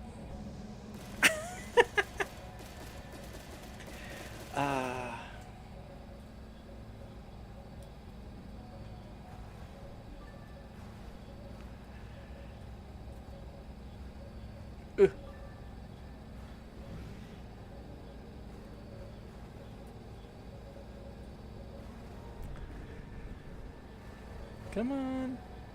Gotta eat up the ores. Oh, hey, I'm at 500k already. Isn't that nice? Oh my god, it's all full already. Okay, I gotta take a break. I'm gonna just turn off my whole drones. And then I'm gonna haul ass out of here. Look at how fast I can go. Crash, I was wrong. U.S. Senator did not complain. 6 congressional representatives did. Ah, you see, there you go. 6 of them.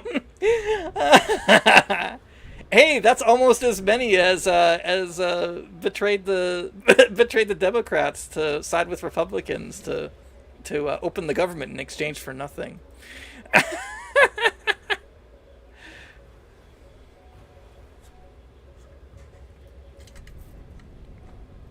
Cool. Oh, man. Wisconsin and Minnesota reps. Yeah, that makes sense. That tracks. The air quality. We're lowering our air quality. Stop burning. Quit it. Cut it out, you.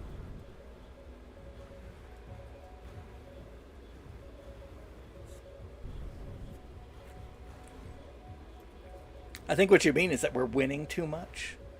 No, we're not. In a reasonable country, they've been censored for being too dumb to breathe, and thus shouldn't need to complain anyway. Ooh.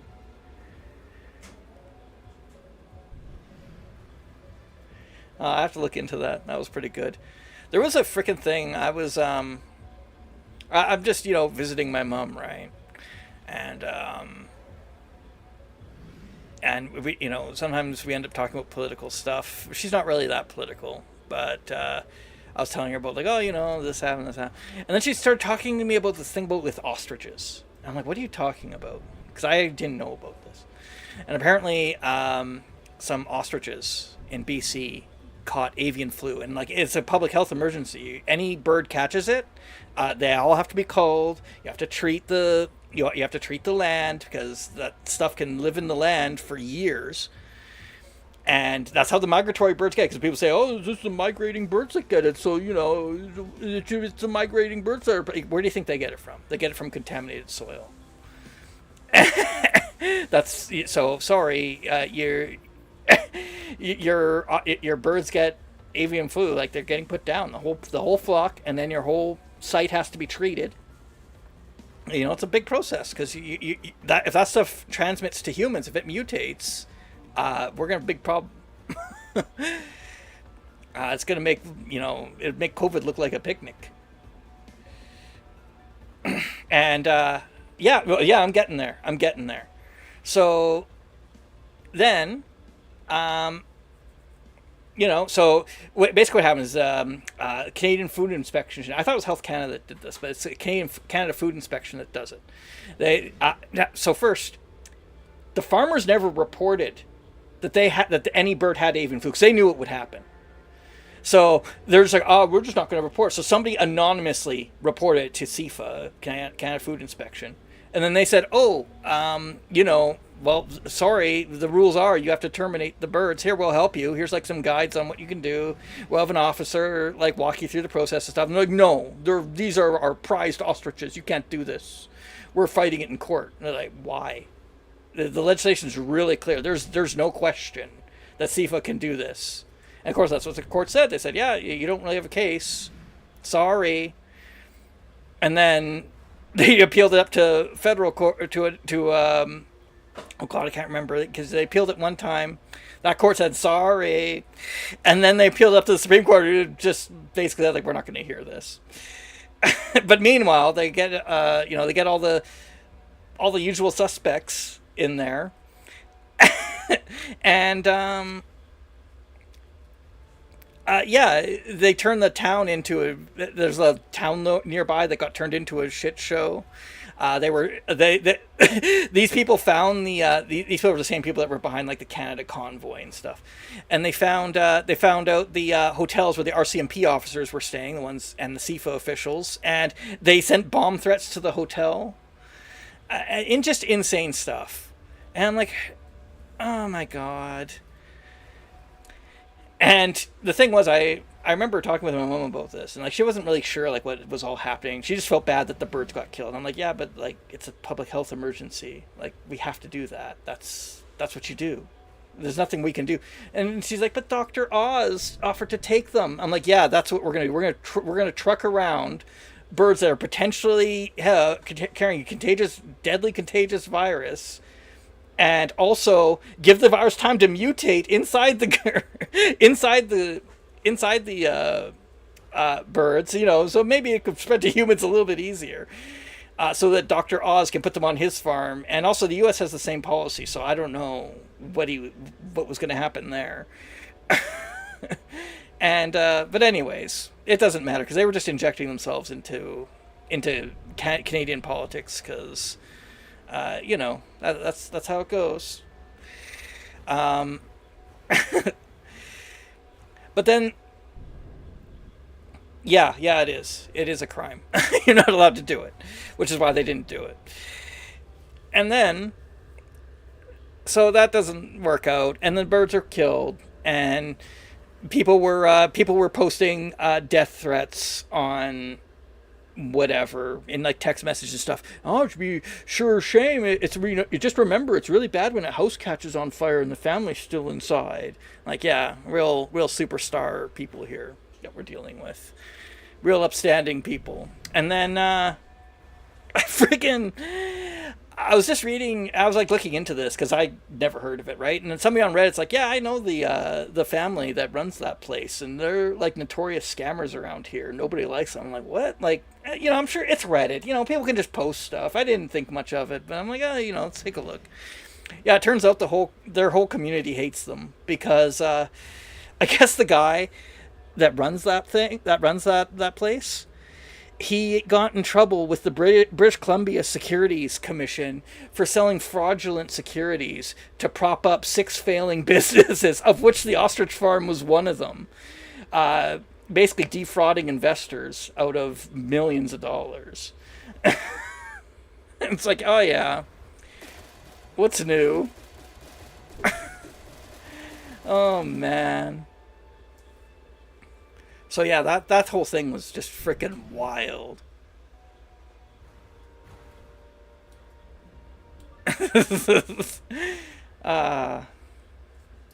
How are we doing on the cargo here? Oh, we're okay. We can turn the drones back on, do a little bit more mining. Why not?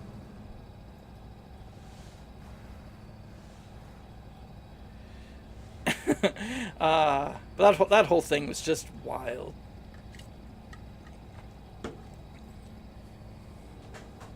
They're government drones anyway, yeah.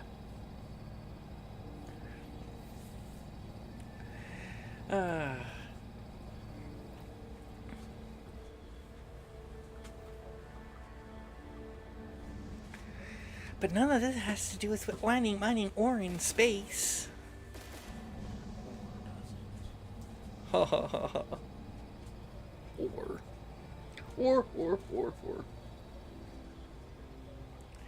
decided to join the insanity. Become a 9/11 denier. Yay! Am I a New Yorker who literally believes the World Trade Center, who's literally been to the World Trade site multiple times afterwards? And yes, I'm going to push abject insanity. Also, yes, of course. 9/11 denier. See, now that would be... I wonder if that would be better or worse than being a flat earther. Because, like, you know, you have, like, the 9/11 conspiracism. That's above flat earth. Like, in the rankings, right? Because, all the videos of Dr. Joel, literally hundreds of them.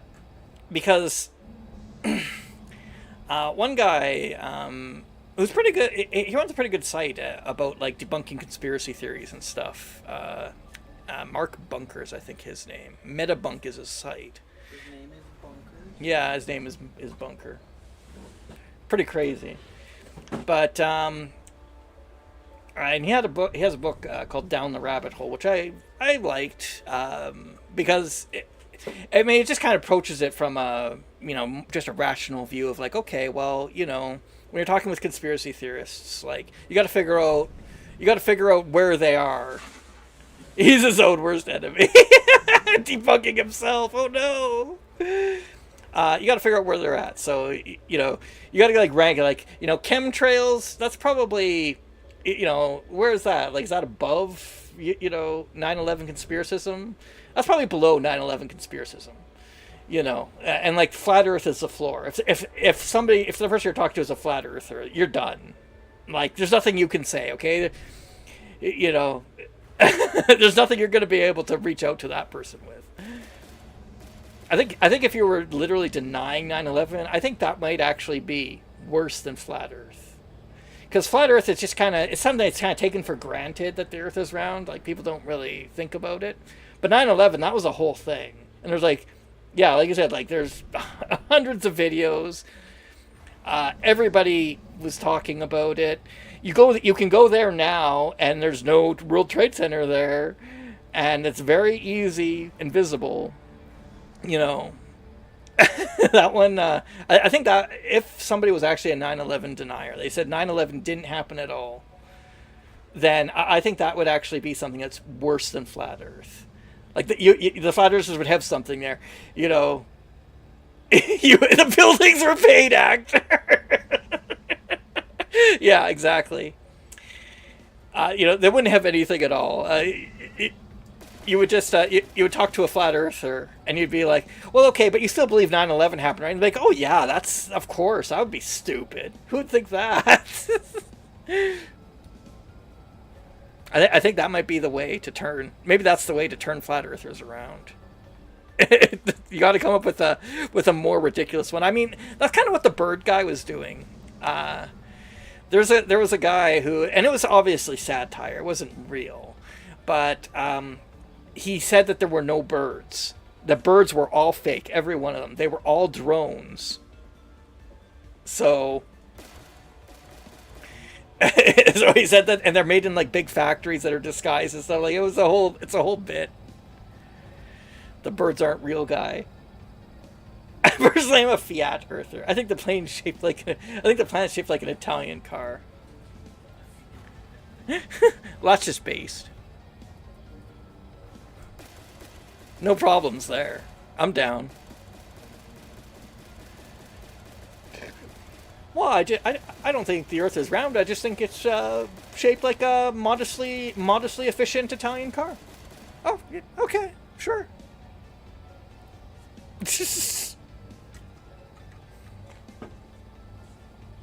That's fine.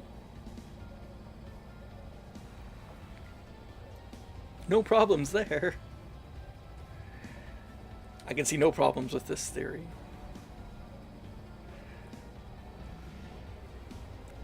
I'm a professional ornithologist. We all make that joke. I don't know what ornithology is.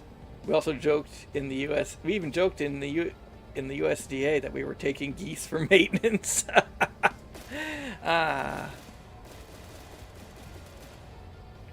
that like a bird person? Buffalonium, is that a bird person? An ornithologist. Okay. Ornithologist. Ornithology is a study of birds. Okay, yeah. I'm a bird scientist. I don't know if you'd want to study geese. I think all they can do is teach you how to be an asshole. Whoa.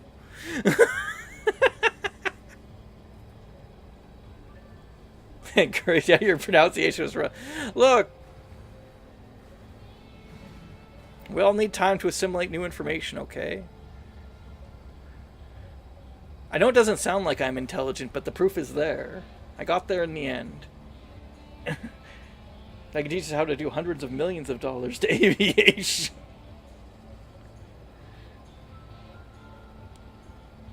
They can teach us how to work together by flying in flocks.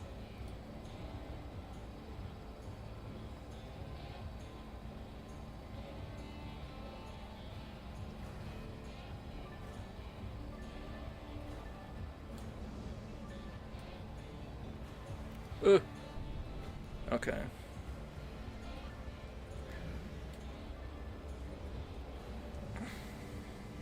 They're number one most problematic. They're the number one most problematic bird for aviation, with I recall black vultures being number 2.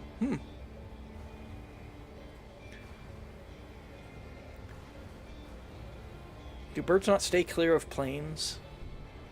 Do they just not care? There's like, no, you move. No, big metal thing, you move. You get out of our way. We're not up here with you, you're up here with us. I mean, it tracks. You know, deer basically do that on the ground. I'm not stuck on this road with you, you're stuck on here with me.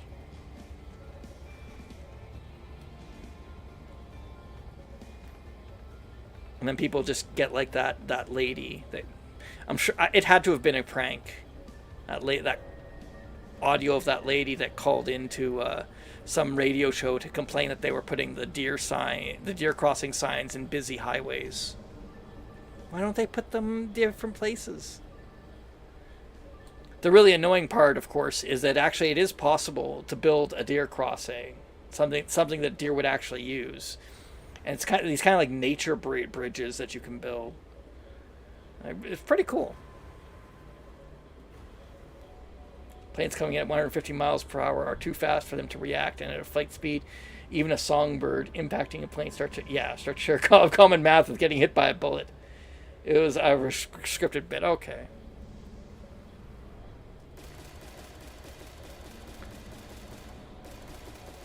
Well, that's good to know. It's pretty good. I enjoyed it.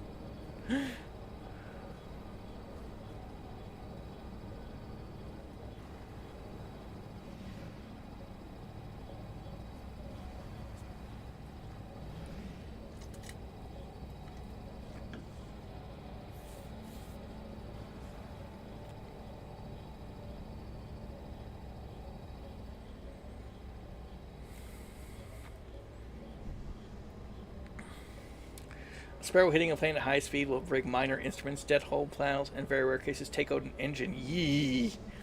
Yeah, I imagine those turbofan engines are pretty delicate. Engines can usually take it. Really? I thought they'd be pretty delicate. I mean, it's a high-speed fan turning around. You damage it. Shouldn't it be like done? Just tanks. Whatever.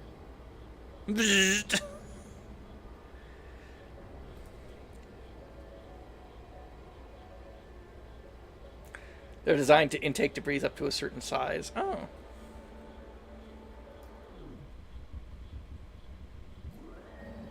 I'm learning things.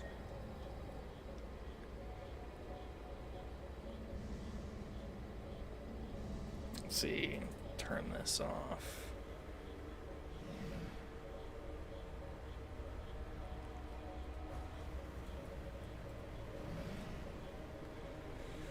I want to see if I can get my ore processing a little bit.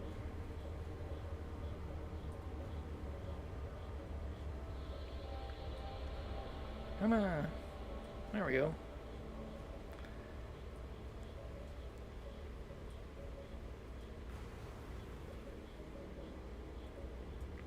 Mine's just under optimal conditions, and it doesn't turn out that way under IRL conditions sometimes. Oh. That's unfortunate. Jeez.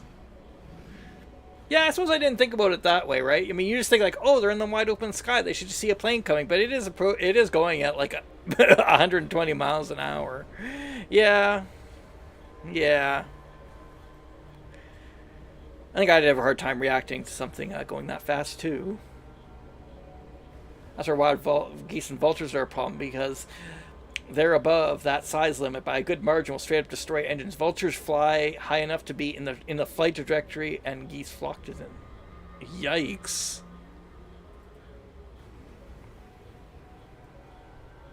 And they fly like 10,000 feet high in the air.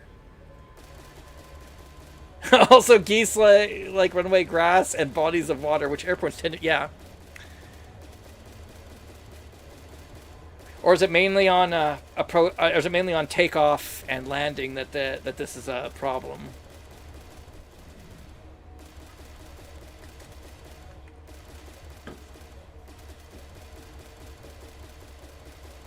They fly a few hundred feet, but yeah, takeoff and landing. Yeah, okay.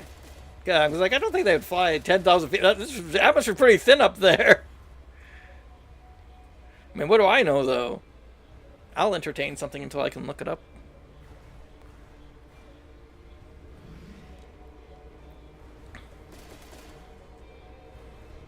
It's takeoff and landing when it matters most. We did have a plane get Roswell last month, though. Is that what you call it?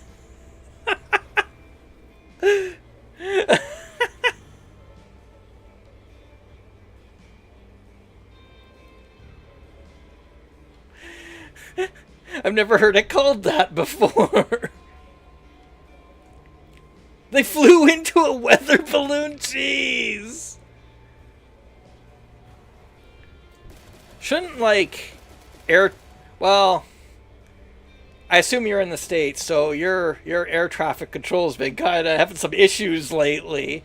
So I'm like, shouldn't air traffic control have picked that up? But yeah, maybe not. Maybe not.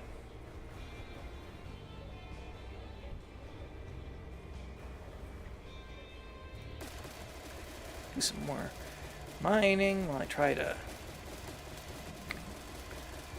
clear out all the rocks in the hold. Not having good luck with that. Shoost everything.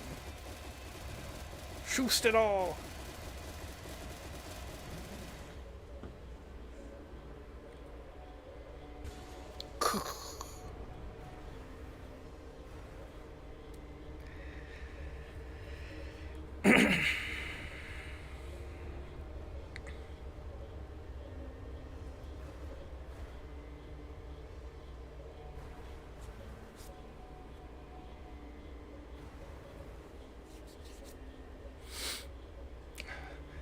There's not a full report on the incident, so I couldn't tell you. It initially got reported as space junk due to the altitude. That got revised to hail launched by some serious updrafts.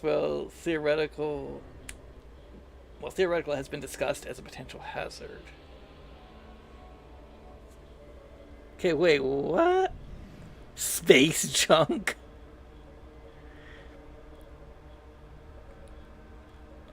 How does there space junk like a couple 100 feet up from the air? How's that considered space junk? But then the company which launched the weather balloon realized they were missing one, and that was plausible. Yeah.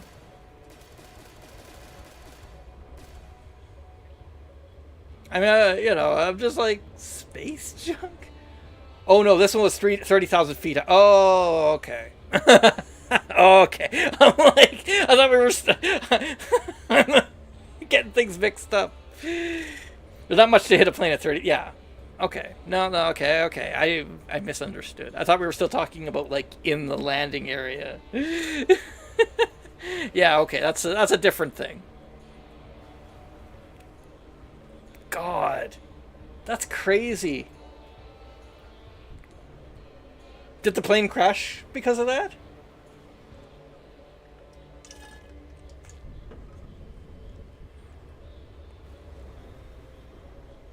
So space junk made sense in that scenario just because it was one absurd option among mainly. Oh, well, that's good. I'm glad it didn't crash. I mean, you know, pilot was injured by broken glass, but they landed the planet. Wow. Now there's a hero. Oh, I want to shoot this freaking ship so bad. I won't, but I want to. If I was in my other ship, I would. This one, I don't think it would let me. The IFF system won't let me.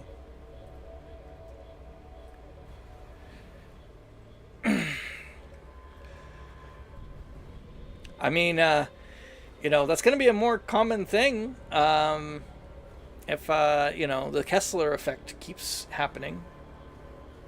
That's where the stuff that's in like low orbit, like satellites and stuff, parts of them break off, but they're still flying at like 400 meters a second or something ridiculous, and they impact other satellites, and that causes those satellites then to have junk break off them flying at like 400 meters a second, and this continues until eventually there's like a cloud of junk orbiting the Earth, and you can't actually launch a satellite through it. Apparently, it might have already been started, and it's exponential. But you know how that goes. The lower parts of the exponential chain are usually not that common, but they build up real quick.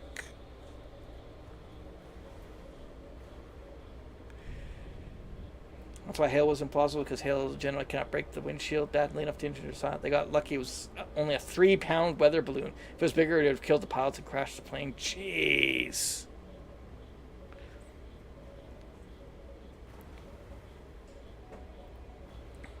Shouldn't those have to have like transceivers and stuff on them? Like, it's flying around in the air, and it's probably too small for anybody to see. Not to mention that, of course, you're flying so fast, you probably wouldn't have time to react to it anyway. I think I'd have to have like a transceiver. That's a question for the NTSB. Yeah. That's not my department. Who hasn't finished its preliminary report yet?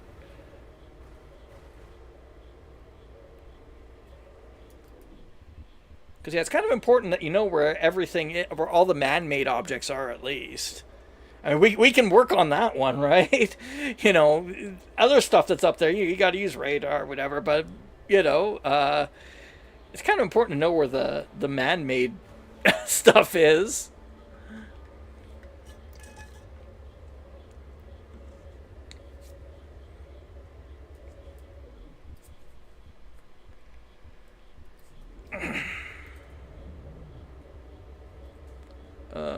How come my drones aren't turning on? Can I turn my drones on, please?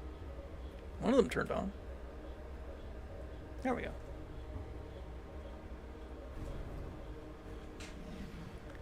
Psychologic home? What? What's that? Is that a cargo can? Cargo container stay clear of the path? Huh?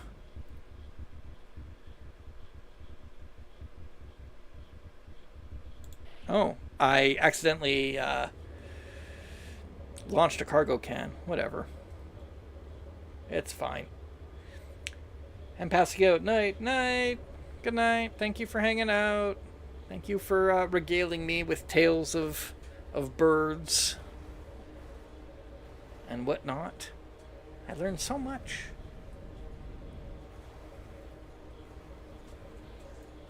Why aren't my drones working? Am I out of drone components already? No. Oh, is these all iron pieces? Yeah, these are all iron pieces. Oh, might as well move on then.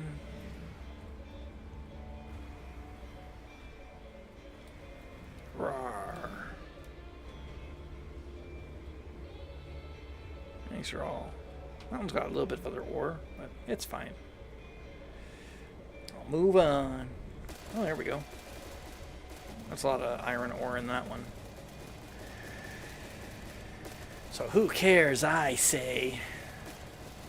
Iron ore. Iron or not. I don't know, man.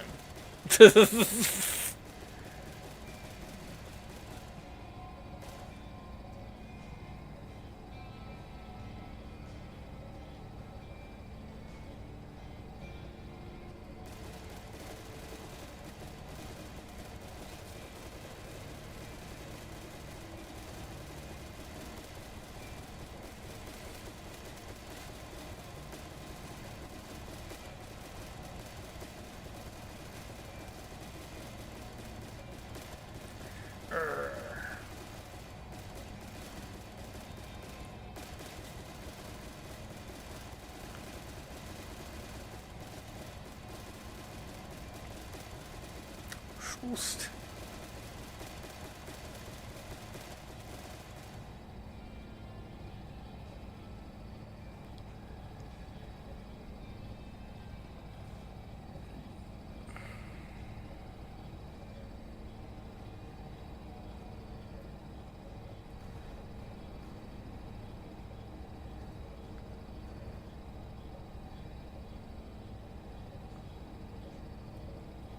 It's a lot of ore. It's a lot of iron ore. Nobody wants. We'll be left here to drift forever. I'm kind of surprised that you don't run in. You should run into more like loose ore just floating around, because the amount of ore I leave behind, I imagine somebody covers it.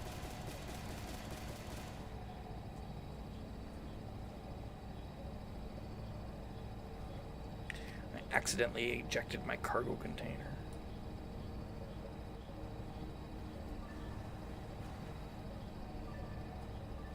Oh.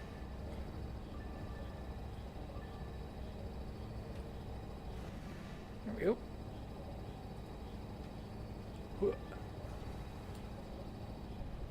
Nope.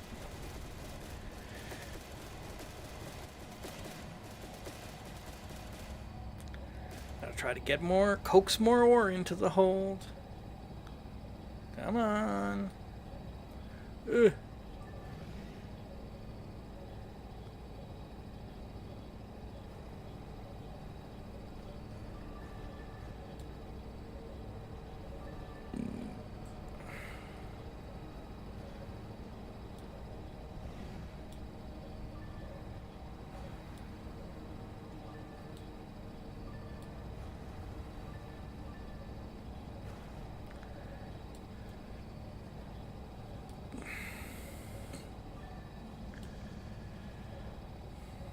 Come on. Hey, what's... Oh, is that the... Who's this? Oh my goodness, that's a lot of... that's a lot of hail errors. Jeez. 6,000 meters out. Whatever. I'm not gonna worry about it.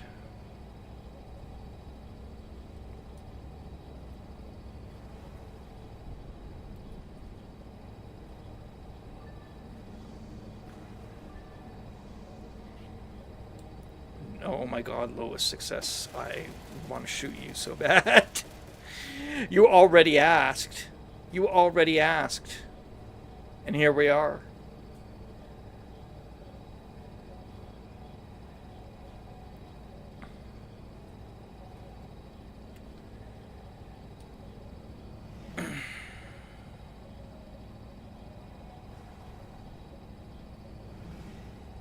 You know what?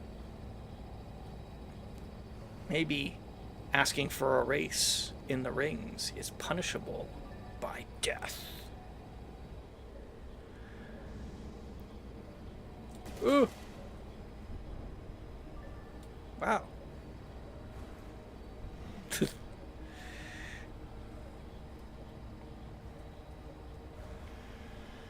was one thing in I'm listening to the Lord of the Rings audiobook, the one that's narrated by Andy Serkis. I highly recommend, by the way. It's really good. But one of the things that happens is so when Frodo and Sam get captured by Faramir in in the movies, Faramir's just kind of like, yeah, I could take the ring back. Maybe Denethor would love me again, and all this stuff. And in the books, he's like, yeah, I'm actually like a smart person, and I don't want your ring. That was like Boromir's thing. I'm not like that. Like just right away. And one of the other things that happens in the movie is they run into Gollum. This happens in the book too. They run into Gollum in a pool, right?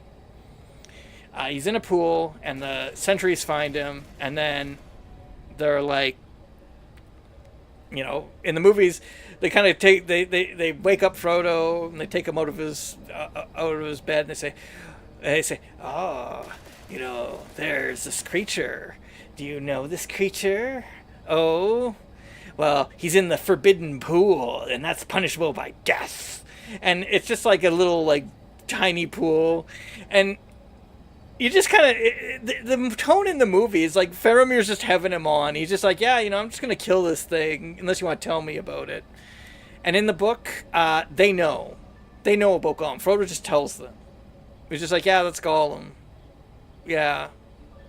Don't kill him. I'll like try and go and get him to come peacefully. And also.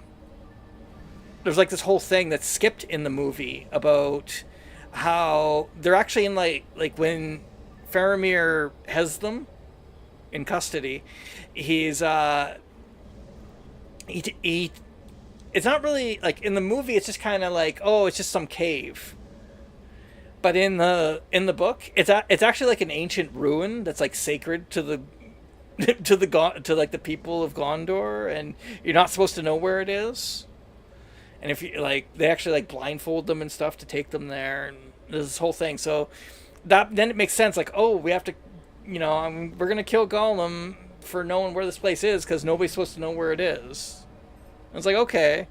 In the movie, it's just like I'm just this arbitrary thing that I'm making up. You gonna tell me about this creature? Or am I gonna just kill him? Like it's like playing some kind of game. And he talks to Frodo like he's 5. And he's like, the forbidden pool is punishable by death. And it's like, what? Like, there's so much stuff in the movies that, like, I understand kind of why they had to do it. But also, there's stuff that doesn't make any sense. I think there's ways they could have adjusted that scene to make it make more sense. What do you do? I mean, I think part of the issue is that, of course, it's designed for, general audiences. Which doesn't mean I think that people who like the movies are dumb, because I like the movies. But they have a lot of dumb stuff in them that makes no sense. I think the worst, the part that is like the worst for me, so like just reflecting on it so far, is Treebeard's whole thing. Where he's just like doesn't even know that like Saruman's burning and killing trees by the boatload. He just like doesn't. He's not even aware of it in the movie. He's just like whatever, man. And then he gets tricked by Pippin to go there. Or maybe it was Merry. I can't remember which one. To go there, and then he's like, oh, they're killing all the trees. It's like, yeah. How do you not know about this?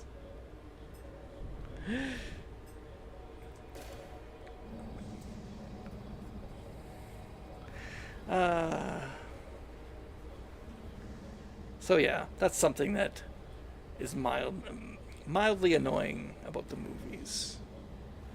Still good movies though.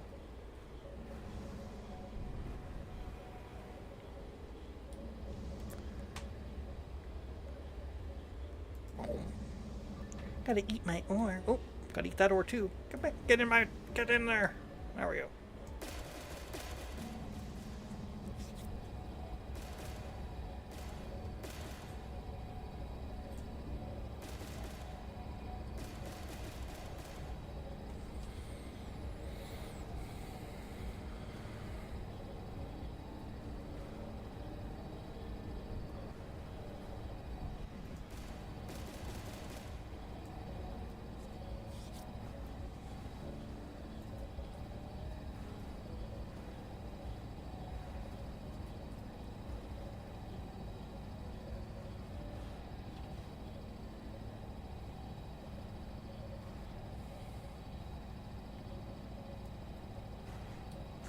The iron, I guess.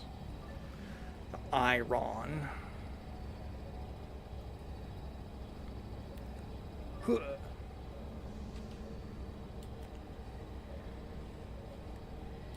Little tiny ores. Lots of platinum.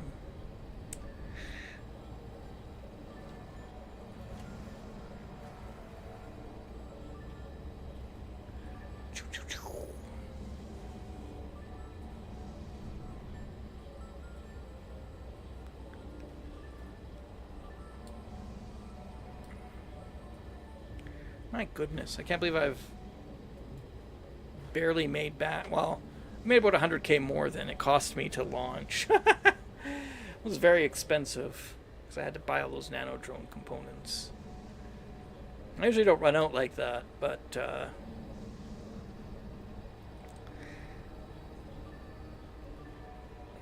I had to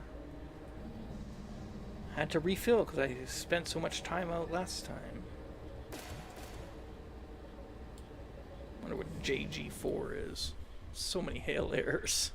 Should probably go do something about that. They're like 10,000 away. Might as well check it out.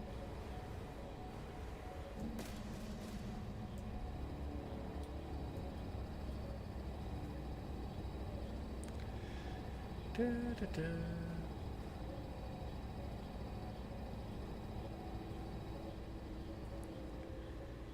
Shoop.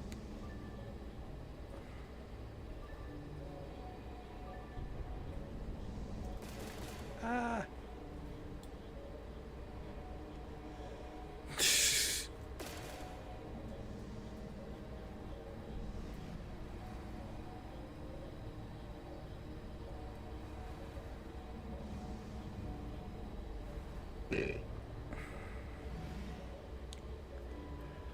Dun, dun.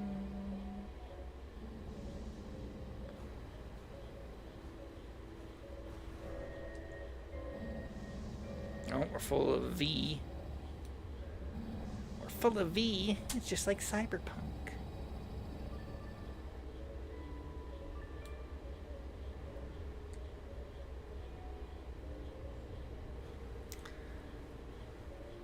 I thought about playing Cyberpunk on stream, but there's too much boobies. I can't figure out a way to make it not have boobies.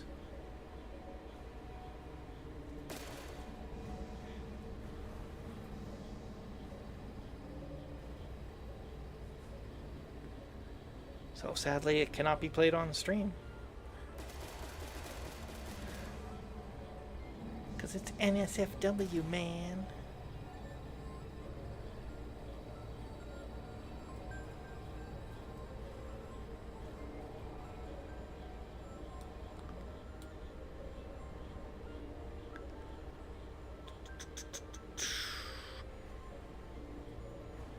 See what this ship is.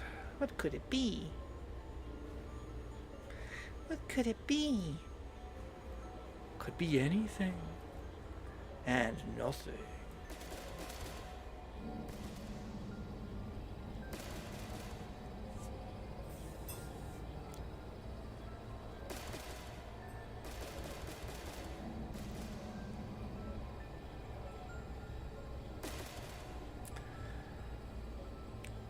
Unearned poison.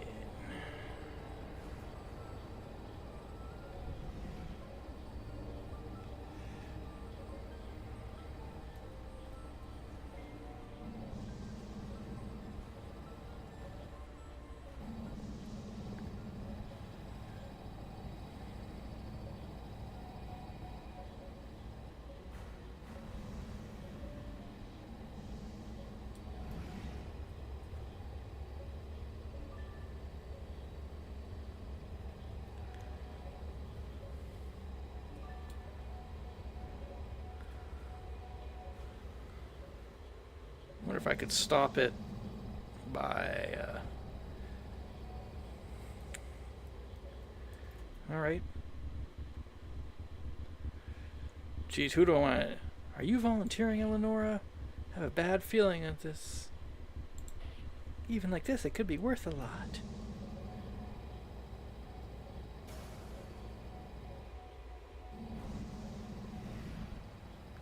There they go. Hull looks burned, no good, no impact damage, stress factors. Airlock's still cycling, so there's some pressure. Lights are running off the batteries. No emergency seals, no fire. Lockers are empty. No suits. Okay. Either they walked out or someone picked them up.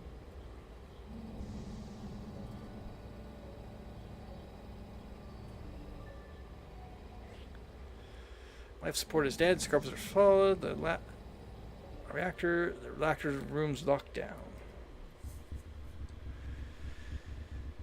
The rods are in there. We can swap them out. Glide into the reactor. Rods are stuck in full scram. I'm going to swap them out for new ones. Hooray! What are you, a pilot? Oh, I'm sure this will go well. You're not a mechanic.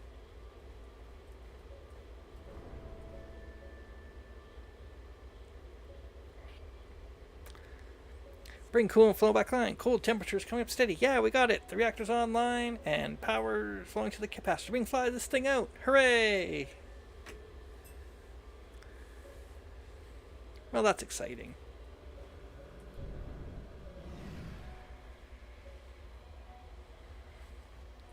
Salvage the ship. Didn't even mean to do it. That's fine. We'll fix her up and sell her. Get some money.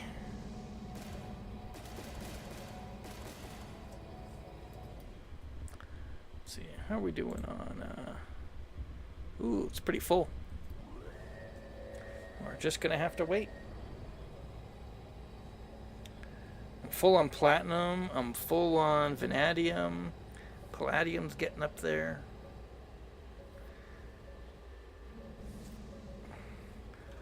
Yeah. I think I'm kind of full on all this stuff. I might have to fly back myself.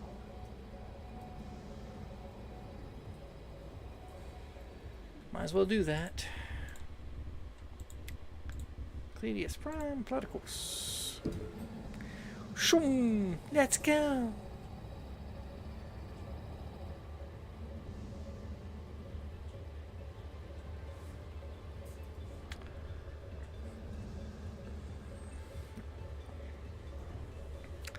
Oh my god, all these ores are too close.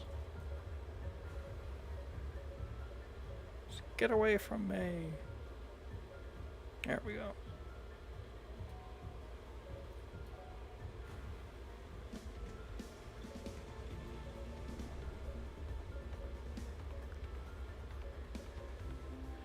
Whee! Let's go!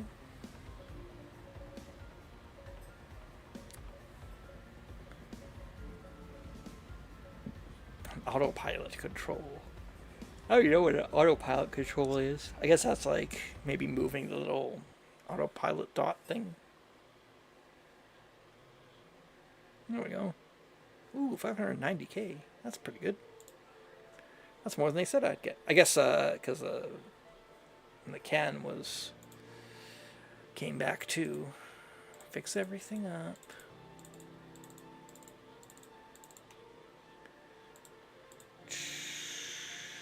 There we go.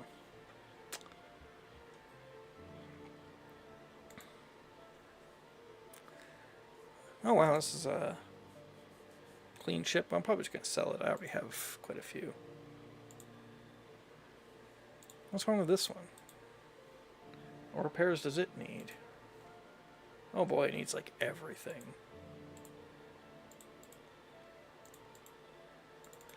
That's fine. We'll fix it up. We'll get it serviceable. Flip a ship. I'll buy your crappy ships and turn them into usable ships.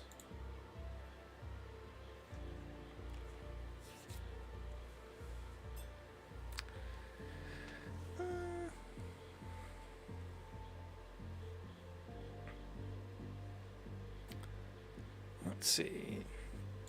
We've got a day and 11 hours to fix this.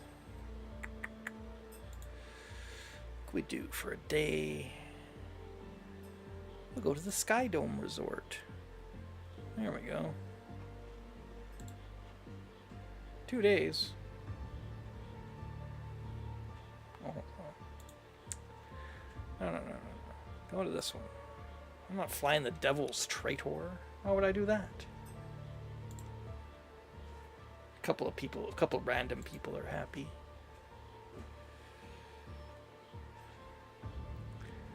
Looking at this here. Jury big efficiency. Mineral discovery range. Exciting. Okay. The moon knit. We have a lot of stuff here, eh?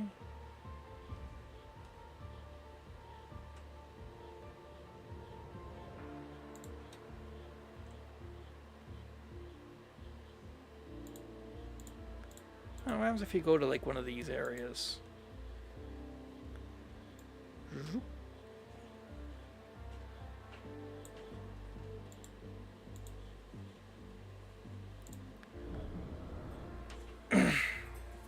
Let's see. I don't know if you can actually land in one of those areas that has the, like, you see the lights. Because I think in the lore, it takes a week to get from Eccledius Station to the rings.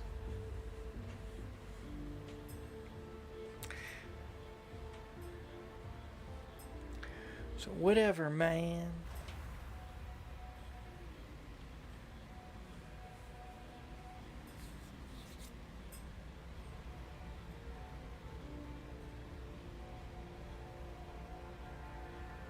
Yeah, the light's not here anymore. Oh well. Takes between 12 hours to 4 days, depending on the xenon tuning. Oh, okay. Somebody said, one of the characters said it took them a week because they, oh god, what was it? They, when you salvage a ship, one of the salvage events, it was like, oh great, a week pissing in a bag. It's like, oh no. How unfortunate for you. But I guess that, I guess that's, you know, because the ship has, I think that one, the ship has like minimal power.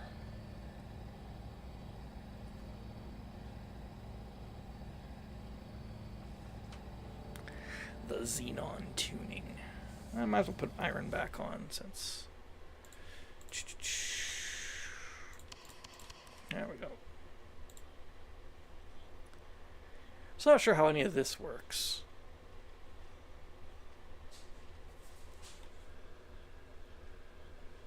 Like, these are like different things.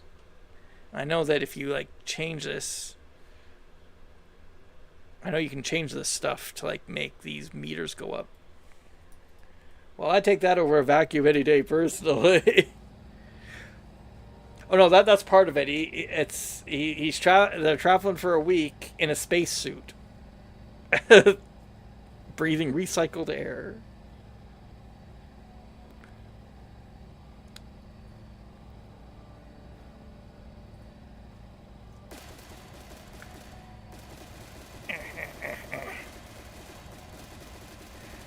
But yeah. It's the hard knock life, mining in the rings.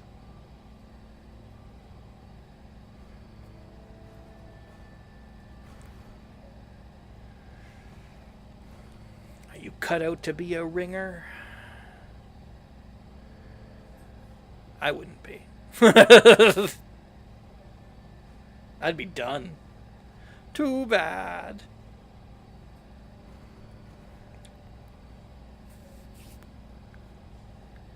Too bad. As far as I are effectively increasing and decreasing the amount of specific damage type the equipment takes, also changing the rate at which the damage is taken by the same factor. Oh. Huh. I'm going to look into it, because, like, I'm sure there's a way you could set them up, like, for different things, but I have no idea how any of that works. I don't even think the tutorial really explained it.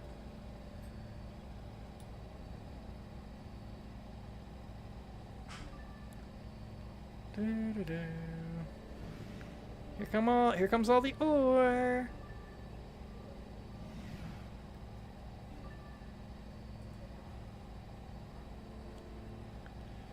It's a lot of ore.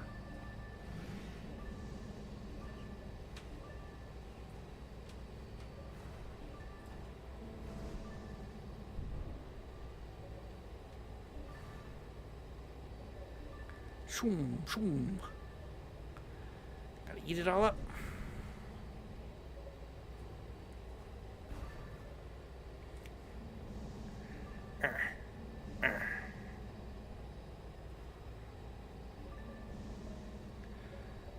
Needs me lots of ore.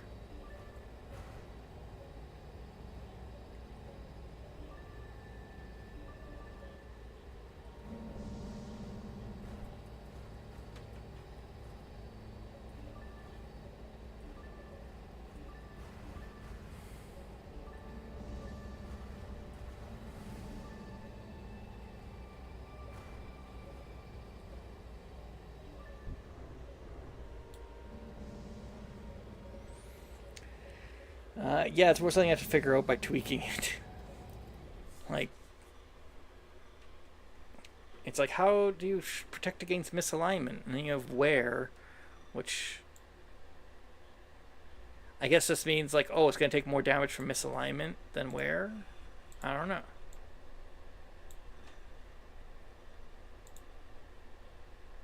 Caused by direct impacts. Okay. Where? By using the engine. Caused by impacts near the thruster. Okay.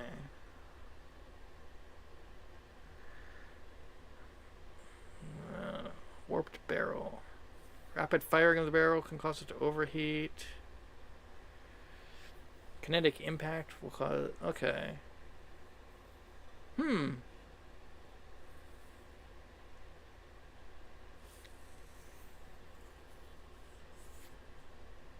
EMP damage impacts, yeah.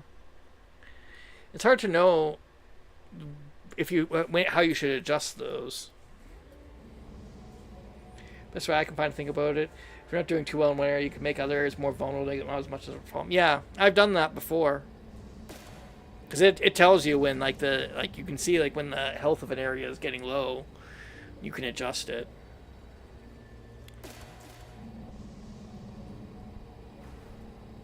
But, like, it sounds like because it affects how much damage is taken, not how, like, it's not like you're doing anything with the part itself. You're just trying to prevent future damage to it. It's nice to be able to prepare for those things.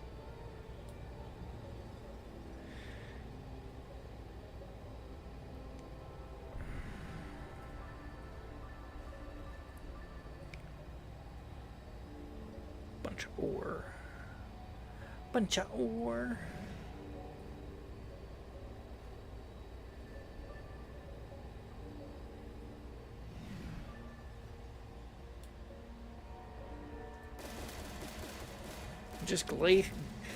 Just slowly glide along through space, shooting things, and then eating rocks.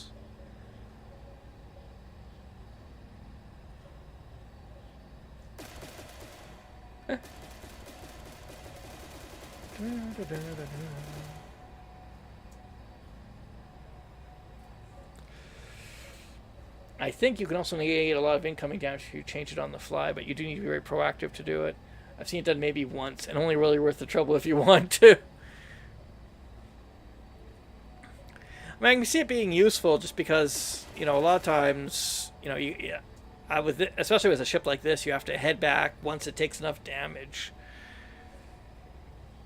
And, yeah. That can be really rough. So if you can find a way to not take as much damage, it's a good idea. I think maintenance drones and money can't fix. It's true. And I've got lots of both. Not in this ship. I just have, I mainly have, hull drones on this.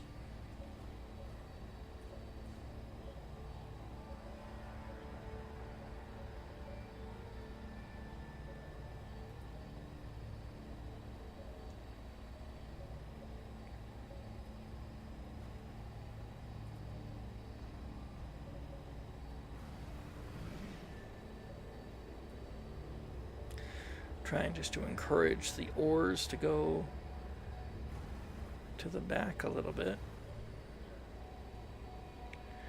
to get processed.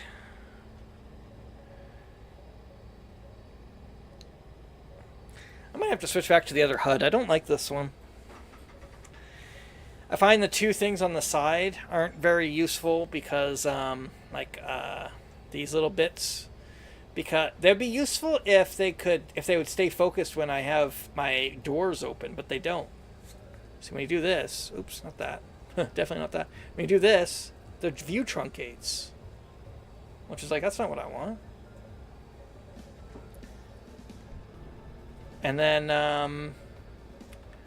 I do like the different readouts of the supply things. That's useful, but I don't know if it's not useful enough, because the thing I really hate is that you have your cargo hold superimposed on top of your ship, so it's hard to see. I don't like it.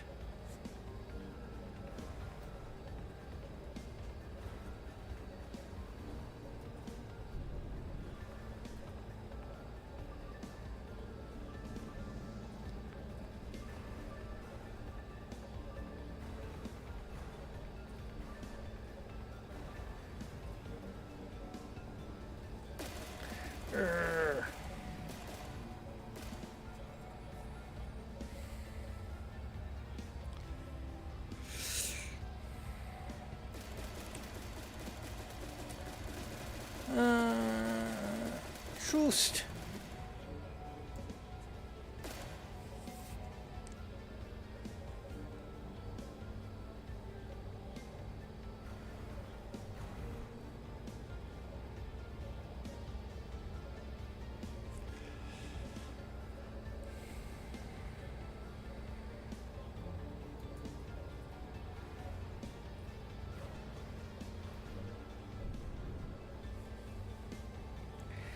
Yeah, gotta remember that's intended for search and rescue ships, so non-OEM parts may not work as intended. Same thing happening with the EIME HUD and its cargo-based scanner. Oh, really? This one's intended for search and rescue ships? I didn't know that.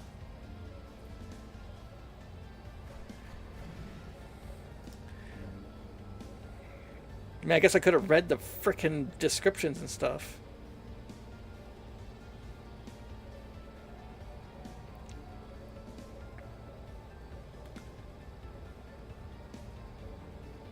How do you find like non-OEM parts even? Like how does that how do you do that?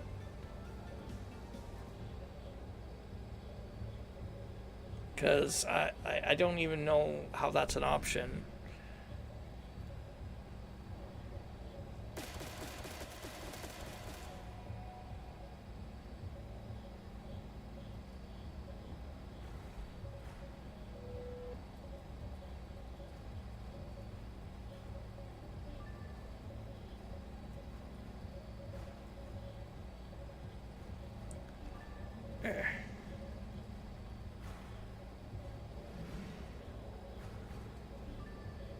Da, da, da.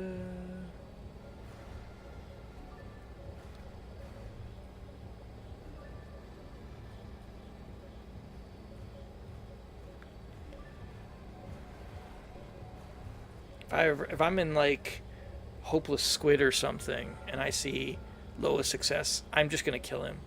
I'll pay the bounty. I don't care. Sure, it's worth it. And then maybe he'll leave me alone.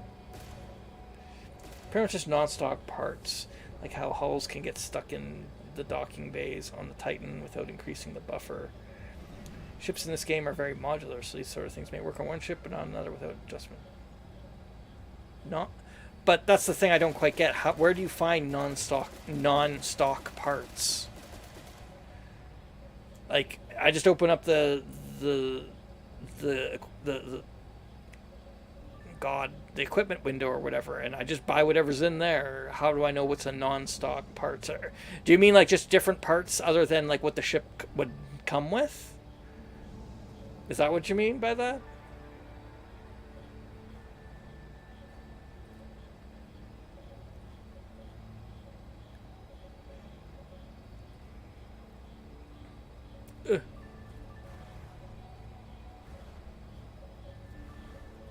Yeah, pretty much. I'm referring default load. Okay, okay.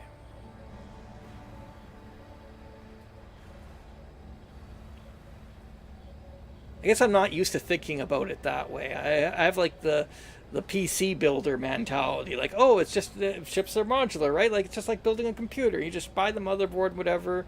But it's like thinking about this about it as like, okay, this is like a set computer. These are the OEM parts for that computer, kind of thing.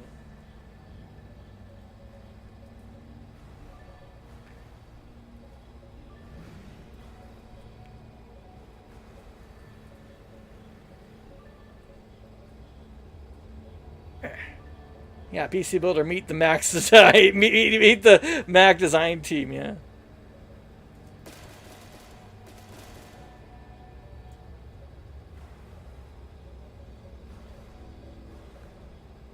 I'm a Mac. I'm a PC.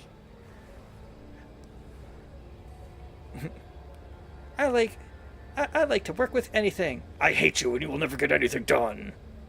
Okay, Mac, calm down. I had to use a Mac for work, and it wasn't bad actually. Once you get used to it, once you get used to like the little quirks and stuff, it's not bad. Actually, still use a Mac keyboard. I use a Mac keyboard on this computer that I'm playing right now on. Because I like the buttons. They still feel like mechanical buttons, but they don't make the clack clack clack clack noise. Because when you're streaming, it's actually apparently it's very distracting. Just hear all the time. So, I like the peripherals.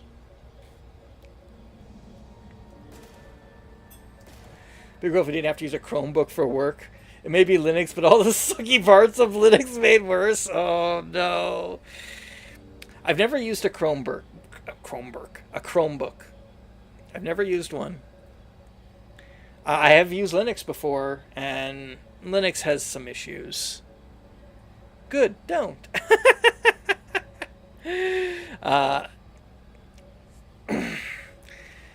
I feel like Linux is, first of all, Linux is fun to putter around with. I love doing that. Like if you just want to tweak stuff, you want to mess around with whatever, it's great. It's great for learning. But when you actually want to like again get something done, it's like, well, it's not really optimized for that, and you spend so much time like trying to figure out just how to get things set up that like by the time you actually go to do something, then it's like, well. I imagine there's definitely certain applications. I mean, servers, for example, that's a Linux world. I mean, a lot of the stuff is optimized for it, but also a lot of people just use Linux on their servers because it's free, and that's why they do it. But then again, having used both like Linux servers and Windows, Windows, yeah, it's just called Windows Server. I actually prefer Linux. Windows Server is a really annoying thing to use.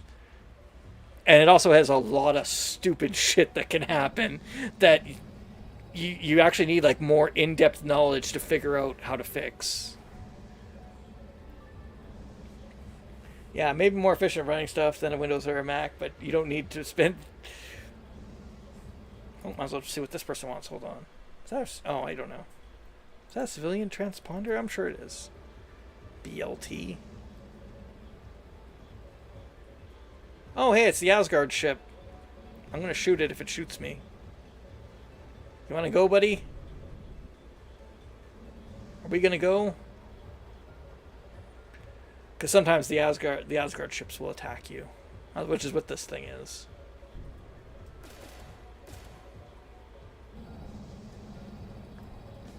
Arctic proletariat.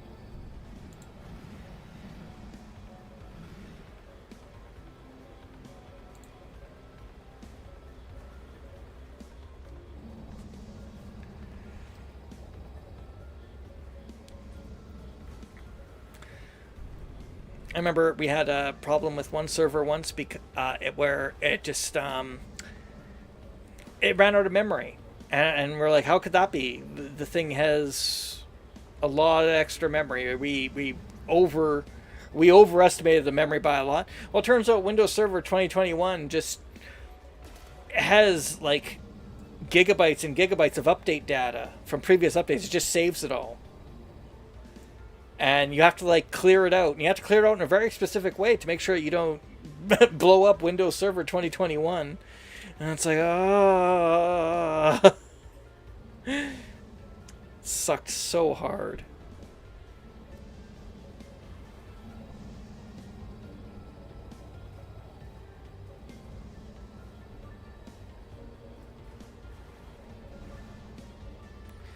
I'm sure it's like, it's so you can roll it back or whatever. Why do I need to roll? Why would I need to roll it back like 30 updates? I can understand, keeping, a few, a few backups in case something bad happens. But it's like, oh,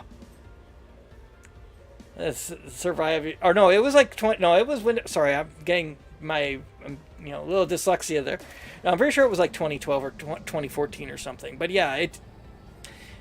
Likely, if you're using it and it's configured well, it might not do that. Oh, you microwaved me. That's it. That's it. Kill. Oh no. Well, I got a few shots off. Oh my goodness. We're burning. Get out of here.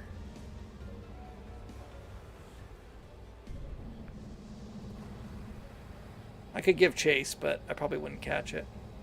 Sadly. Oh, never mind.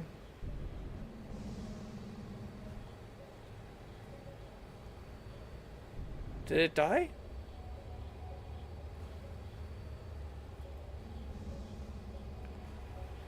But yeah.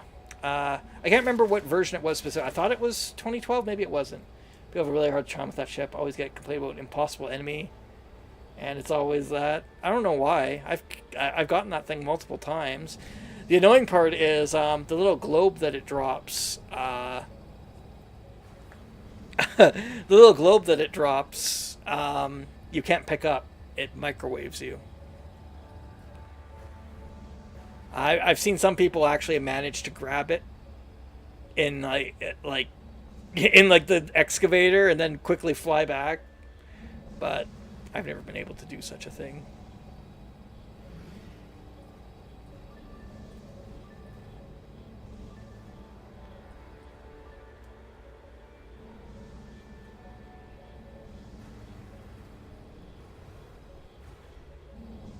And I only know it's called an Asgard ship because of what I've read on like forums and stuff.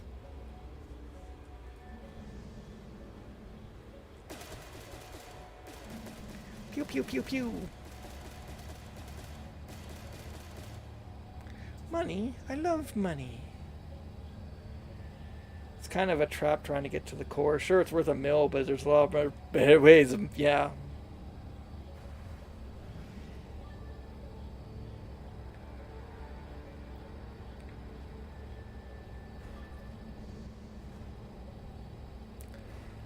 Gotta eat up these rocks. Oh.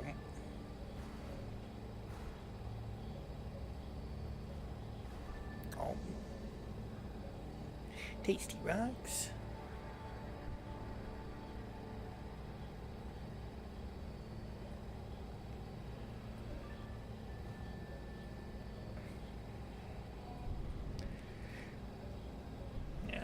Linux servers can have issues like running out of memory too, but usually that's due to improperly configured software.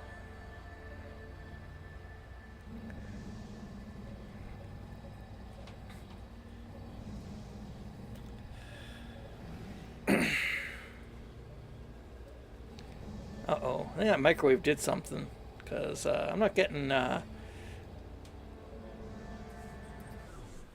anything break horribly? No. Is my geologist dead? He's here. Hi. Why aren't you doing the things that you're supposed to be doing? Whatever. It's fine. Who cares? Just put the rocks in the ship, okay?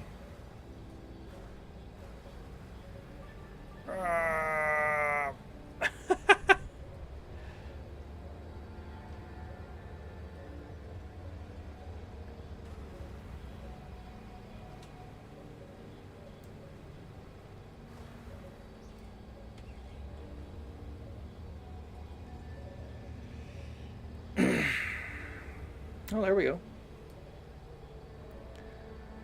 Starting to get more readings down. My little boxes are back. My boxes are back. This is how like the typical end user would be talking about flying their ship. The boxes are gone. Okay, please, can you tell me what you were talking about? What is missing? The boxes. Yes, you said that already. My boxes are gone. You gotta help. Can you please... Sir, ma'am, please slow down. What do the boxes do? Ah.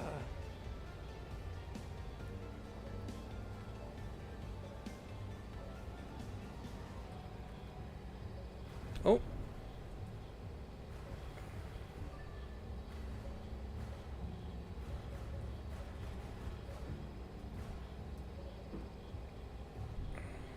Choop. There we go.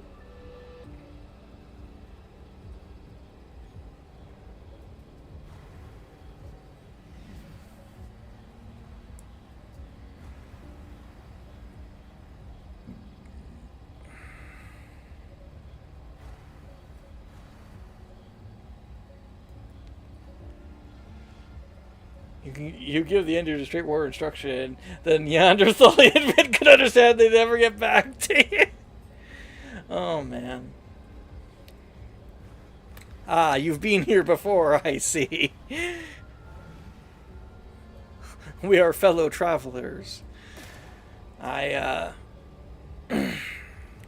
definitely have a lot of experience with tech support.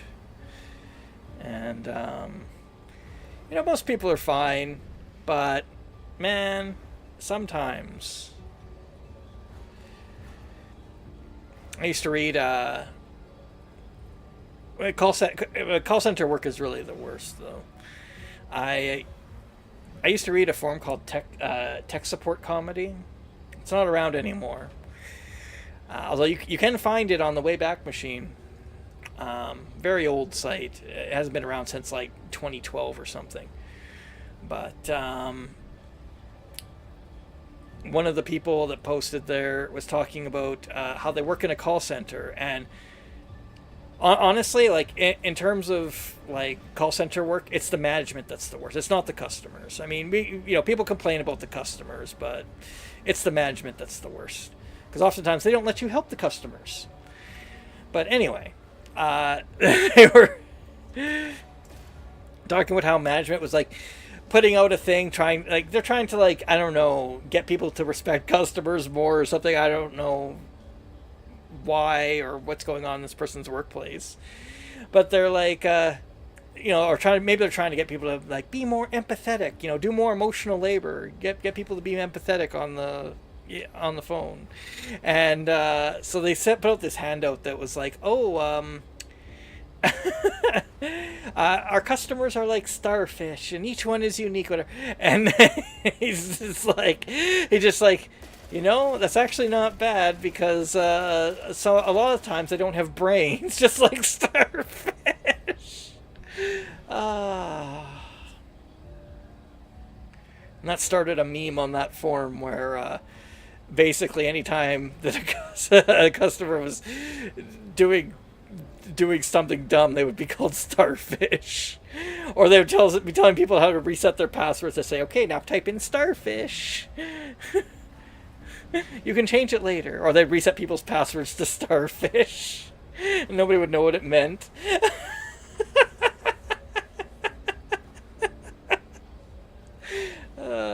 So good. I've done it a time or two myself. I will own up to it.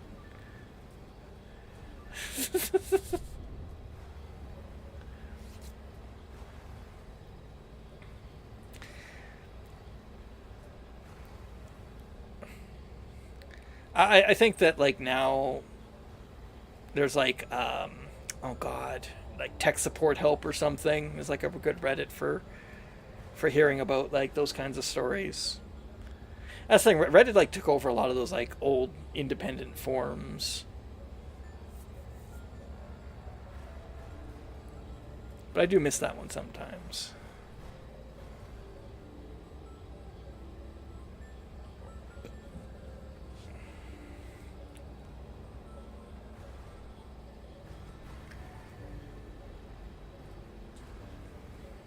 Oh, the rocks are gathering. The rocks are gathering.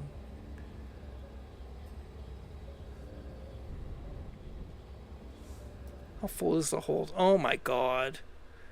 It's so full. Okay, you know what? Just turn off the drones. You're just wasting nano drone components. Might as well.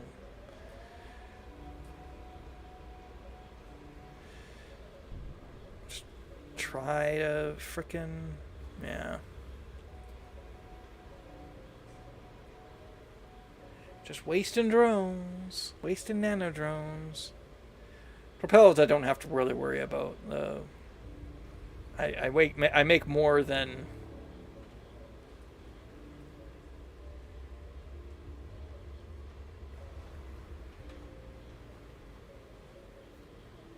I'm lucky enough that all my tech projects are hobbies, so I have the freedom to work on stuff. Right now I have 0 known crashes, but including reports that I've not been able to replicate and fix, there are 22. 18 never responded when I pressed for more info, and the rest of it, it works now, thanks. No getting anything else that I asked for. Yeah. That kind of stuff I really hate. Because I remember, I'd be on the phone with somebody, and then they'd say it works, and then they're done. And I'm like, no, I want to know what you did. I want to know what happened. Because that could be information that's useful for other people, right? Whatever, I don't care. Sorry, you don't get to learn. I called you up, I went through all the phone menu, wasted everybody's time, but sorry, I fixed it now. In my universe, everything's solved. I'm like, yeah, I'm sure it is. The ones that are really funny, though, are the ones where that would happen. And then they would call back, like in a month or something, and you check the notes. And it's the same problem. And then you're like, oh, what did that person do? And literally they said, oh, it works now, thanks. And you tried to ask the well, what did you do? You remember what you did? No. I have a neat trick for those. It works on my PC. Oh. For a little bit, I did tech support for like a web host. And that was always a bit frustrating because cruising through the rings. Oh, they're doing more songs. Isn't that nice? With burns that move the steel. This is how I fall. Evading on a feel. Whoa. But yeah, a lot of times people would change their domain name. Like, oh, we changed our domain name to whatever. Or they change hosts. They went to us from a different host, or from us to another host. And then they say, how come my domain name doesn't work anymore? You disabled my domain name. It's like, dude, did you change the DNS records to it? Did you do that? What's a DNS record? It should just work. No. We configure it for you when you buy it from us, but you have to configure it yourself, and it's going to take. And then we walk them through how to figure it out and how to configure it, and then they say, "Well, it's still not working." Yes, it will take 48 hours for it to start working. That's just how the internet works. My business is down for 48 hours ago. Yeah, and then they would just short circuit into invective, and there's nothing you can do. Sorry. That's the way the internet works. There's nothing I can do about it.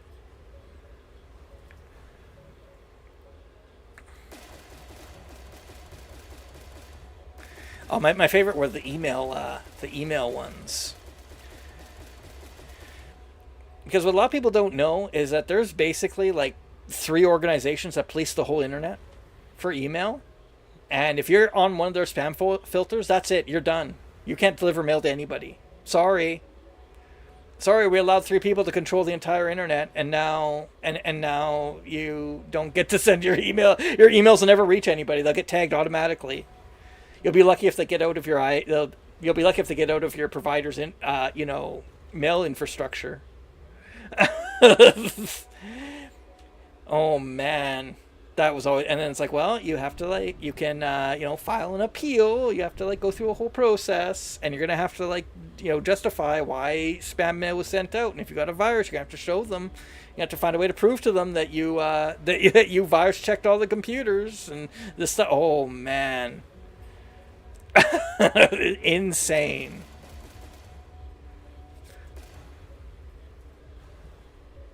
The internet is pure magic. I've almost read anyone who actually knows how to do anything to get A to connect to B. Yeah. It was my job for a while. And I actually specialized in email, so because before I worked at a web host, I did some work that with some server stuff that dealt with email. It's about as specific as I can get. And basically, what happened is my company was not tagging the emails properly. It's one of those things where it's it's not an automated service, but it kind of functions as one. And so it's kind of there's a little loophole in the rules there, because all they had to do was call us and our information's on there. But the way a lot of anti-spam works now is it has to be a link that you click inside the email. That's how anti-spam works. And we didn't have that because we were a very old-fashioned company. So, boy, did I get to have fun dealing with that. Because we weren't sending spam. We were spending stuff that people were paying us to send them. And then they would just hit the flag as spam button in their email browser for whatever reason. Don't even know why. Because, if you stop paying us, we'll stop sending it to you. And that's a bad thing, because usually it's stuff that you want to get. That's why you pay us to send it to you. But they couldn't understand this. And, it took a while to get that resolved. And through that whole thing, I just basically learned a lot about email and how it works. And there is 3 anti-spam providers that police the entire internet. It's insane. And if you get on one of their lists, you're screwed. You're not sending email anywhere.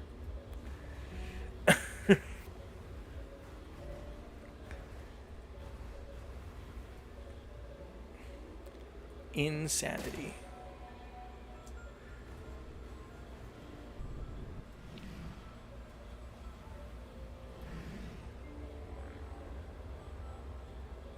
Spam itself is actually pretty insane because, oh god, I can't remember the stat now. It's something crazy, like 80% of all internet traffic is email, and of that, 80% of the email traffic is spam.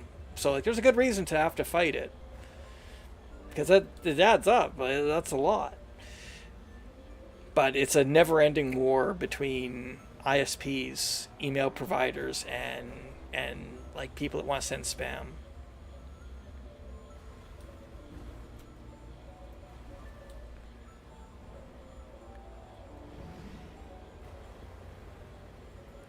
One thing that used to be really common was having open relays. So, of course, not everybody has an email server, obviously.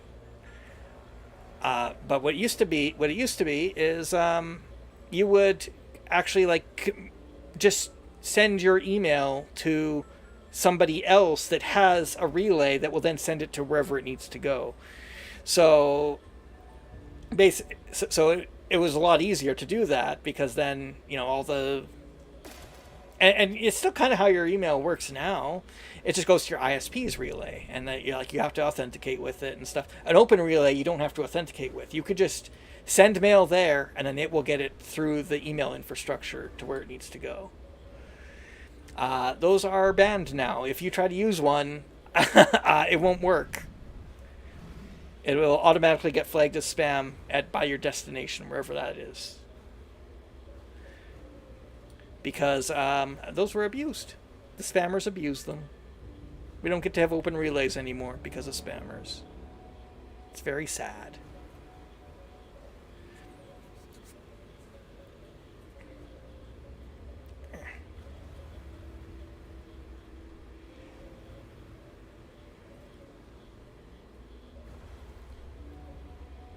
I'm just manually picking up rocks while I wait for my refinery to refine. It's taking forever.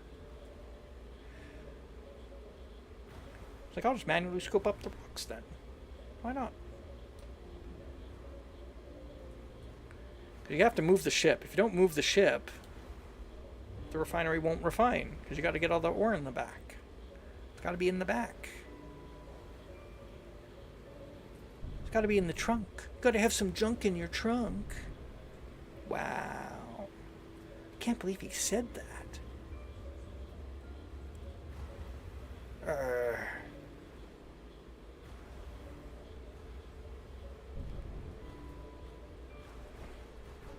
Once I finish this dive, this will probably be my final dive.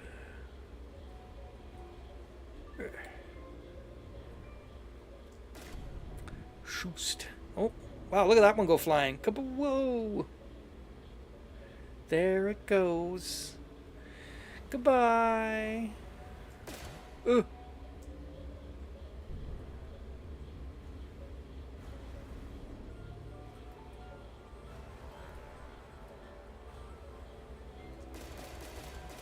That's the only problem. When it gets too full, stuff gets stuck. I think that's what's happened.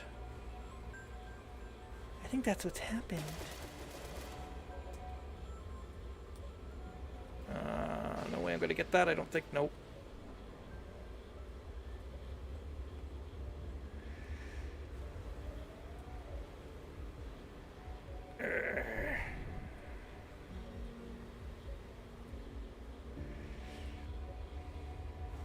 The search and rescue ship basically just a ship that has an arm on it.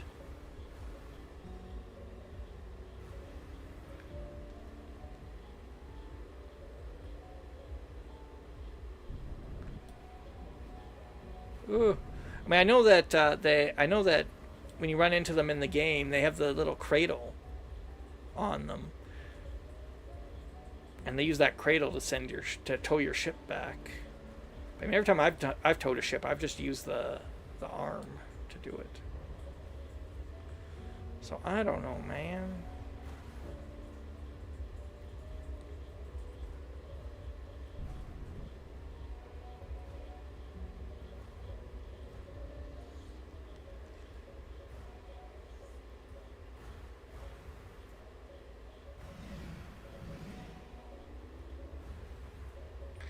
The search and rescue ship just slaps you with a little arm. Are you going to do that again? Ow! You're hurting me.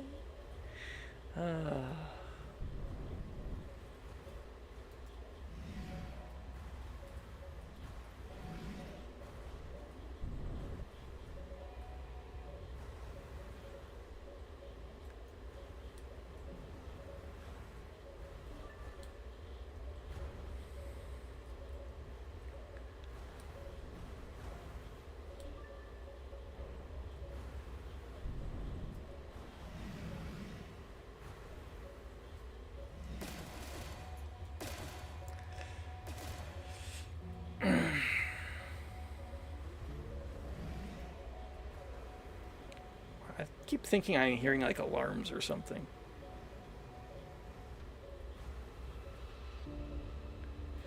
I hope my ship is okay. We're getting the volume of ore down.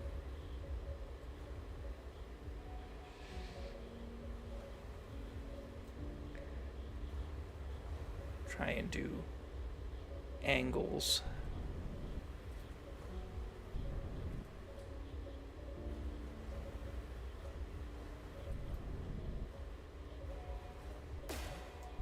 Pew.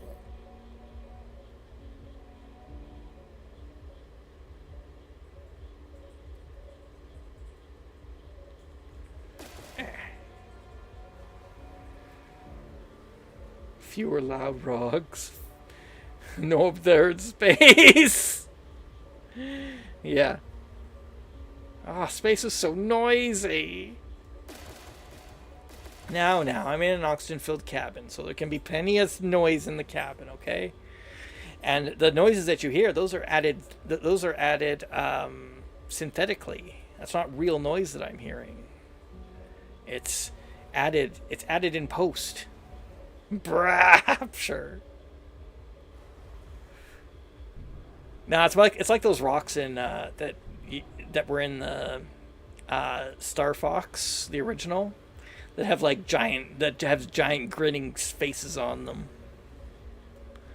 And they were like evil rocks that would try to crash into you in the asteroid field levels.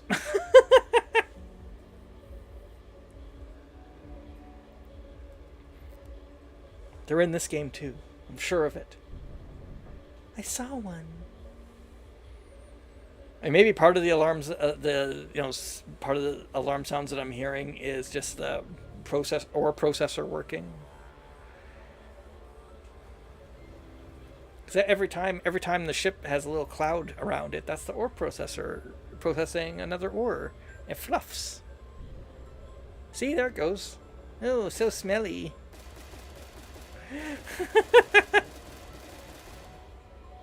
The ship takes a little fart. That would be very Space Station 13.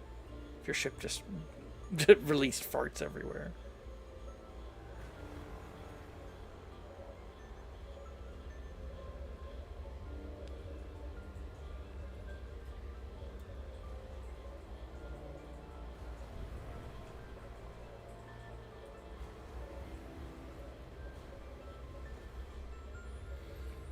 Since you can run your ship on them, it'd be pretty wasteful. That's true.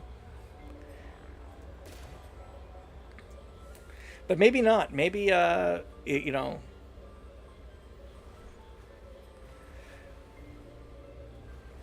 I do wonder if you, like...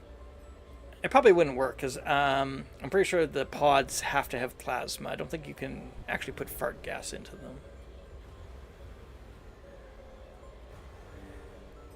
Because they added that in Space Station 13, where the pods, you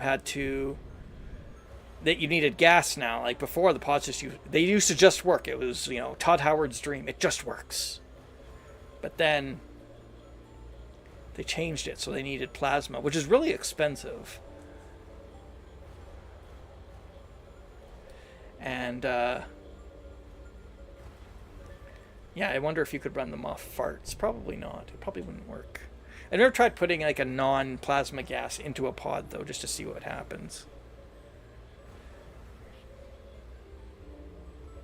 Oh, she's singing this one again.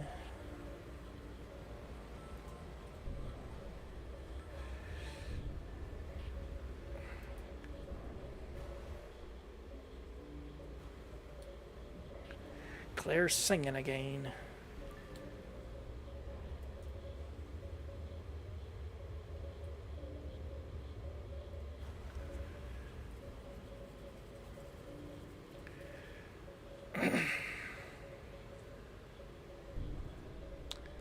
Da, da, da.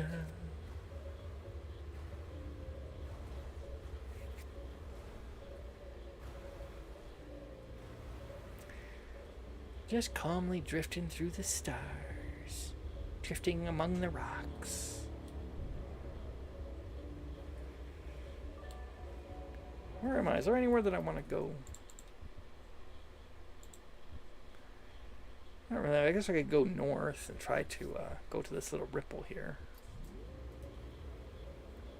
Could try that.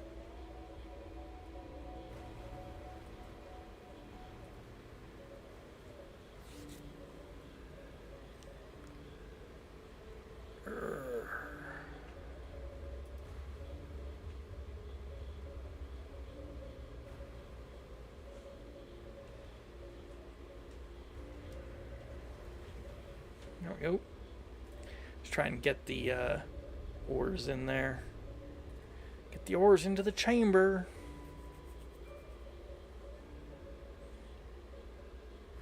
I gotta change the HUD on this one. Need a HUD that allows me a better view of the cargo hold. I have the scanner shifted to the back of the hold so I can try to see if any ores are in the processor. And even then, I still can't really tell. I can at least tell when I go into here. I can at least tell, oh yeah, it's got stuff in there. But shouldn't have to do that.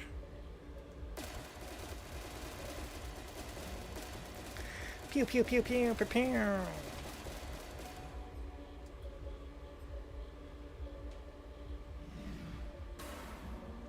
Crunch.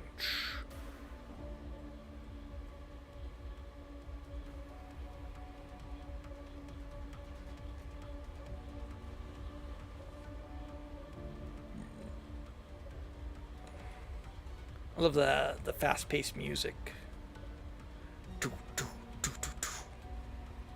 Whoa. So fast-paced. There's action.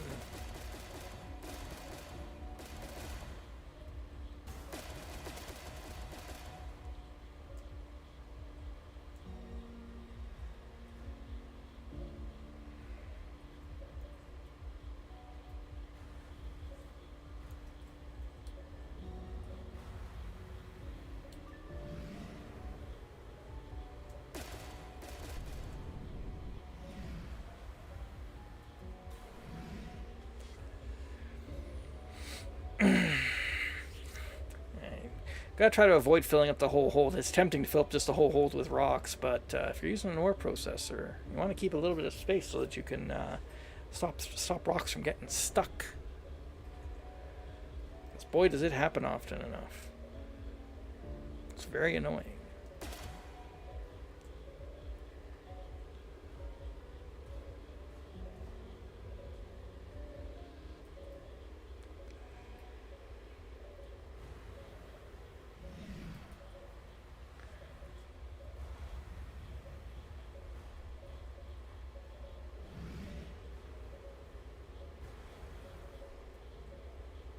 We go. Try and get this iron rock. There we go. We did it.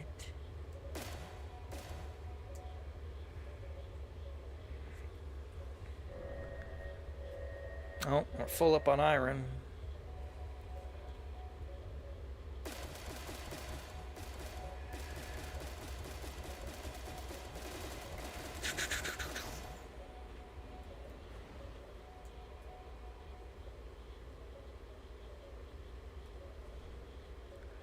Da, da, da. Let's see.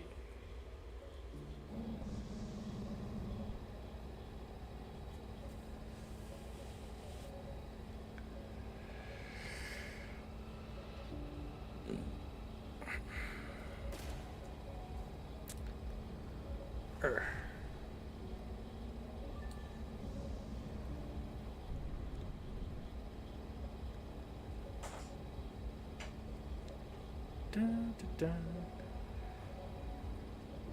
Just trying to collect some ores.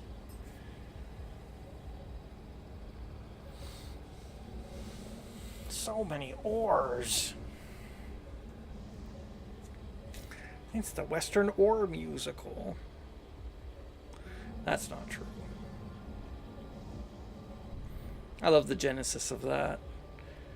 It was that Red Letter Media thing where they were doing an independent film contest thing, and you pick the genre from a hat, and their genre that they picked was Western Ore musical, And so they made a Western O-R-E musical.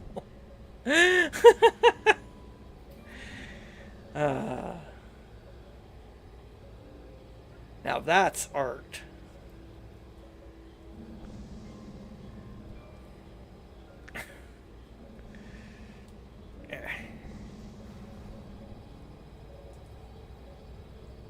Why? Why do all the oars need to be stuck?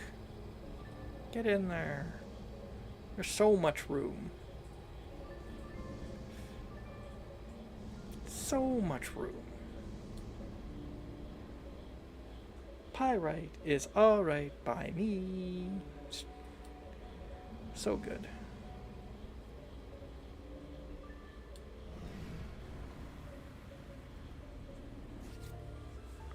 Let's see. Jeez, I still have like half the hold full. It's insane. Iron's full still. My goodness. I only have like 280k in here. It's not a lot. Sometimes that's the way it goes though, man. Now I say it's maybe the best not to fill up the hold, but maybe it is. That's your problem. You can't fit more with all those K's. K's. What do you want about? The K's.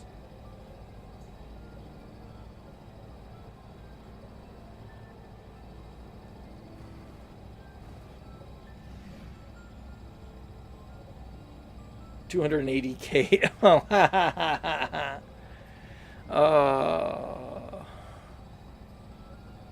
Jeez. Jeez.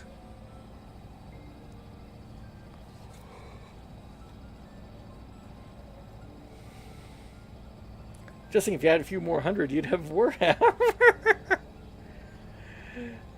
It's true.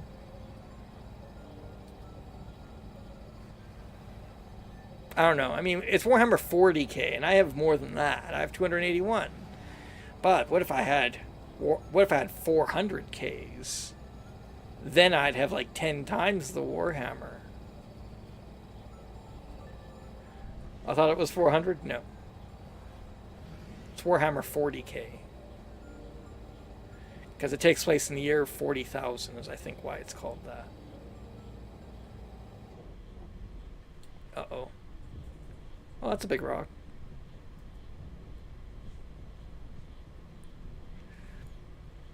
Should be 40,000. Well, 40k. It's 40,000.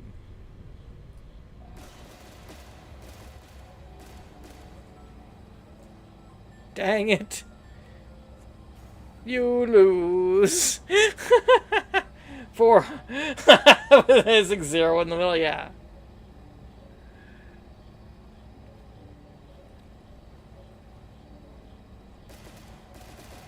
Pew, pew, pew, pew.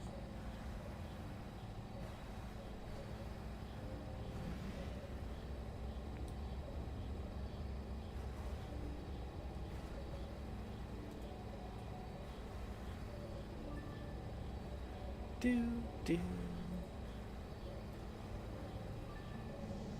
There we go.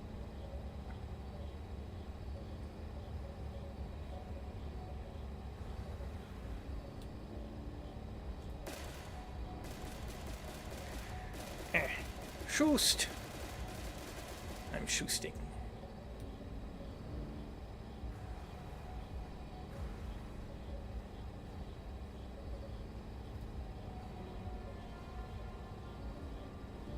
Oh, come on.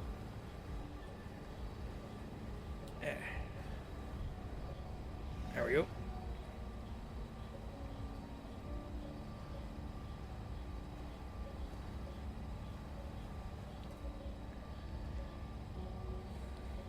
$303K.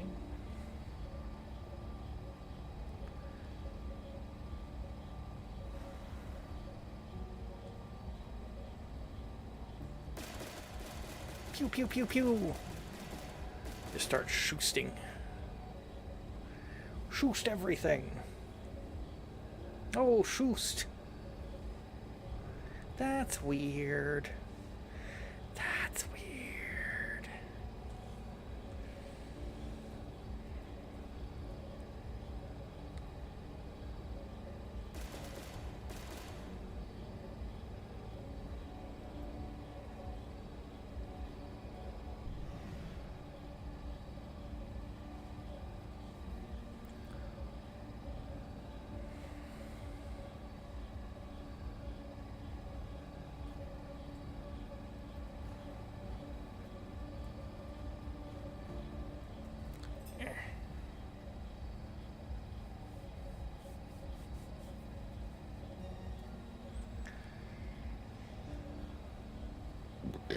Oh, excuse me.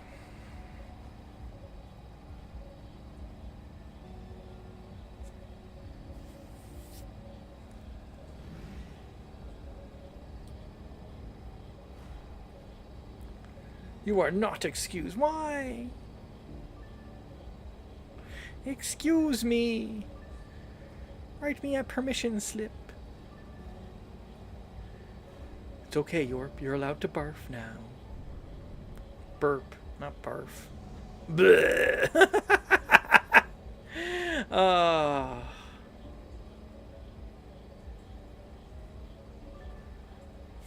You're not allowed to barf.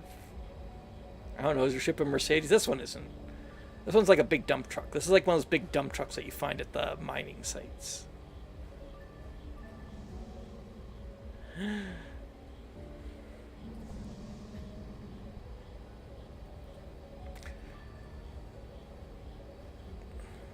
It's very majestic, you see.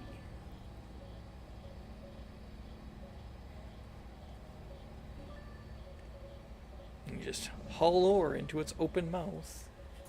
It's fine.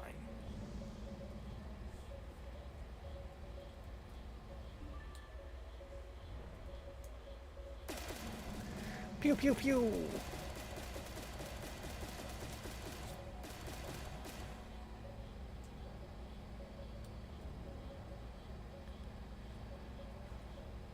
I've had one drone off this whole time. Or I might have just turned it off, actually. Because I didn't have my fingers on the WASD keys. They were one off.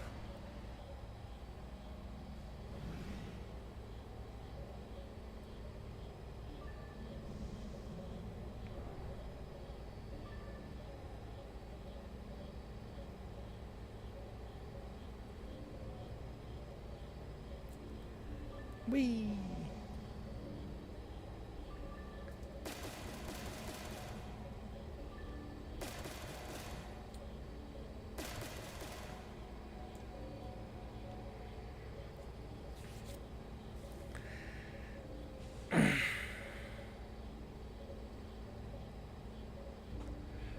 My goodness.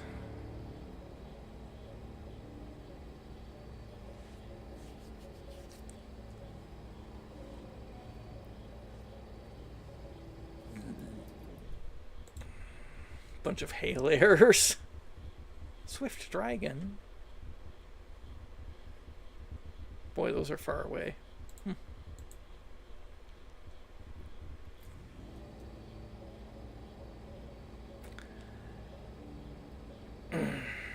Space left. Jeez. There's 1,300 meters cubed left. But, of course, that's just the space inside the hole. It doesn't say, like, is that space near the top? Is it that big spot that's in the middle? Or near the bottom right here? An ore processor? Where is that space localized?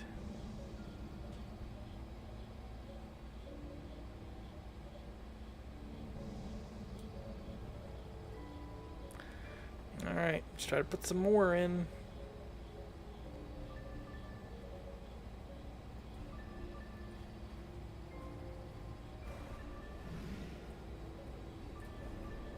There we go.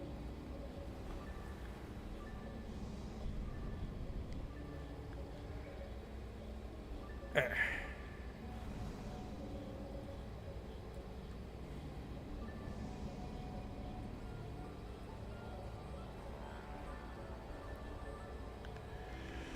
dun, dun.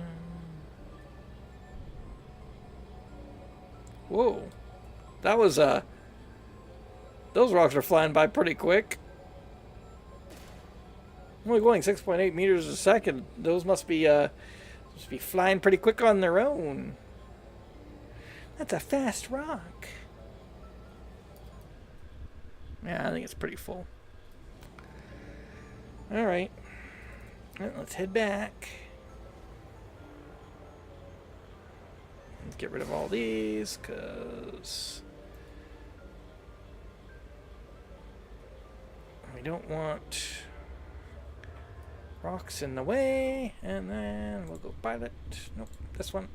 This one. There we go.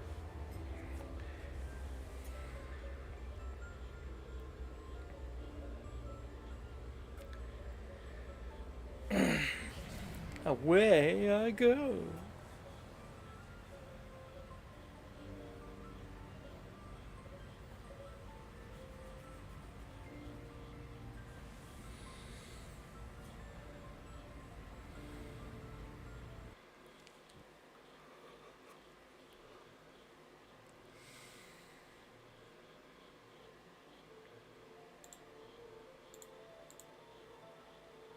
There we go.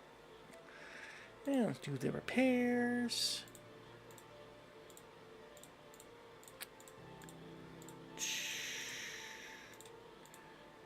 Anything above 80 is good.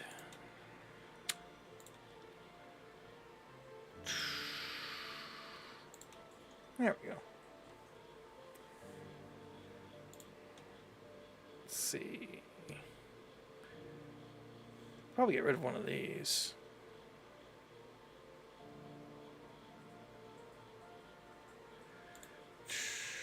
Let's see. That one would sell for 600k.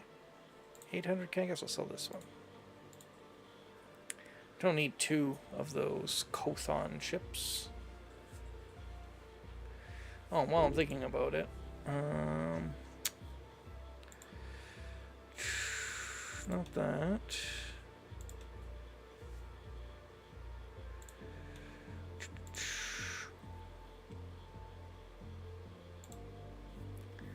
Let's see, a stock HUD of heavy recovery tug.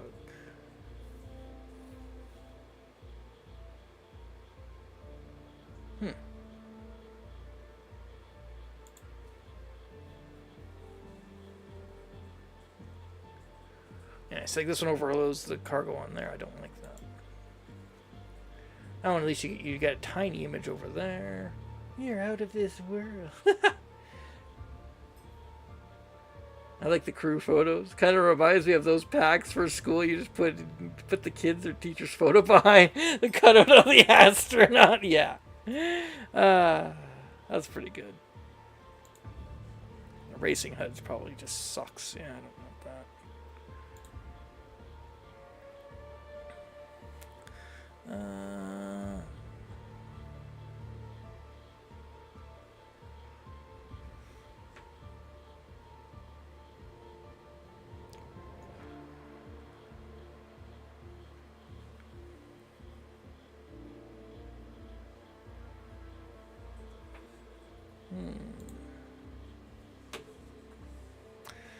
This one at least gives you a good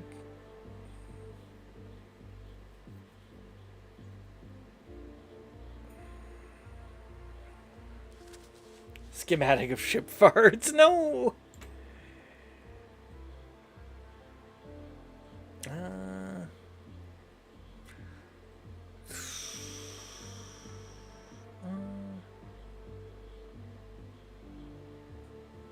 Could try this one out. Do you but feel really stupid while playing this game? Wow. You know what? I do. DDB is missing SS13 probably. Do you like ads? Me neither. Well, I think that's going to be it for me. Guess we'll do a couple of farewell things. What? What? I said that when I was done this one I would stop. Staffies, fear revs, me need anglers. It worked. Discount Dan bullied me into stopping early. No. No, I was planning on stopping around now. Double butt. I come in banging, and what sounds like endless vomiting sounds like a standard butt.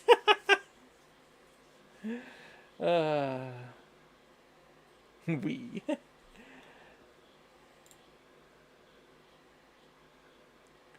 was thinking a game dev would only need the engine, but am clearly wrong.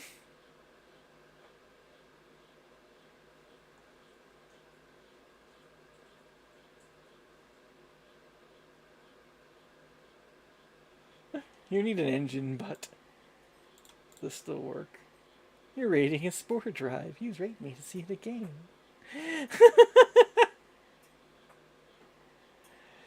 All right. Your rating is fish. I should change that to say the username. It's a little bit confusing. It's fine. All right. I'll see everybody.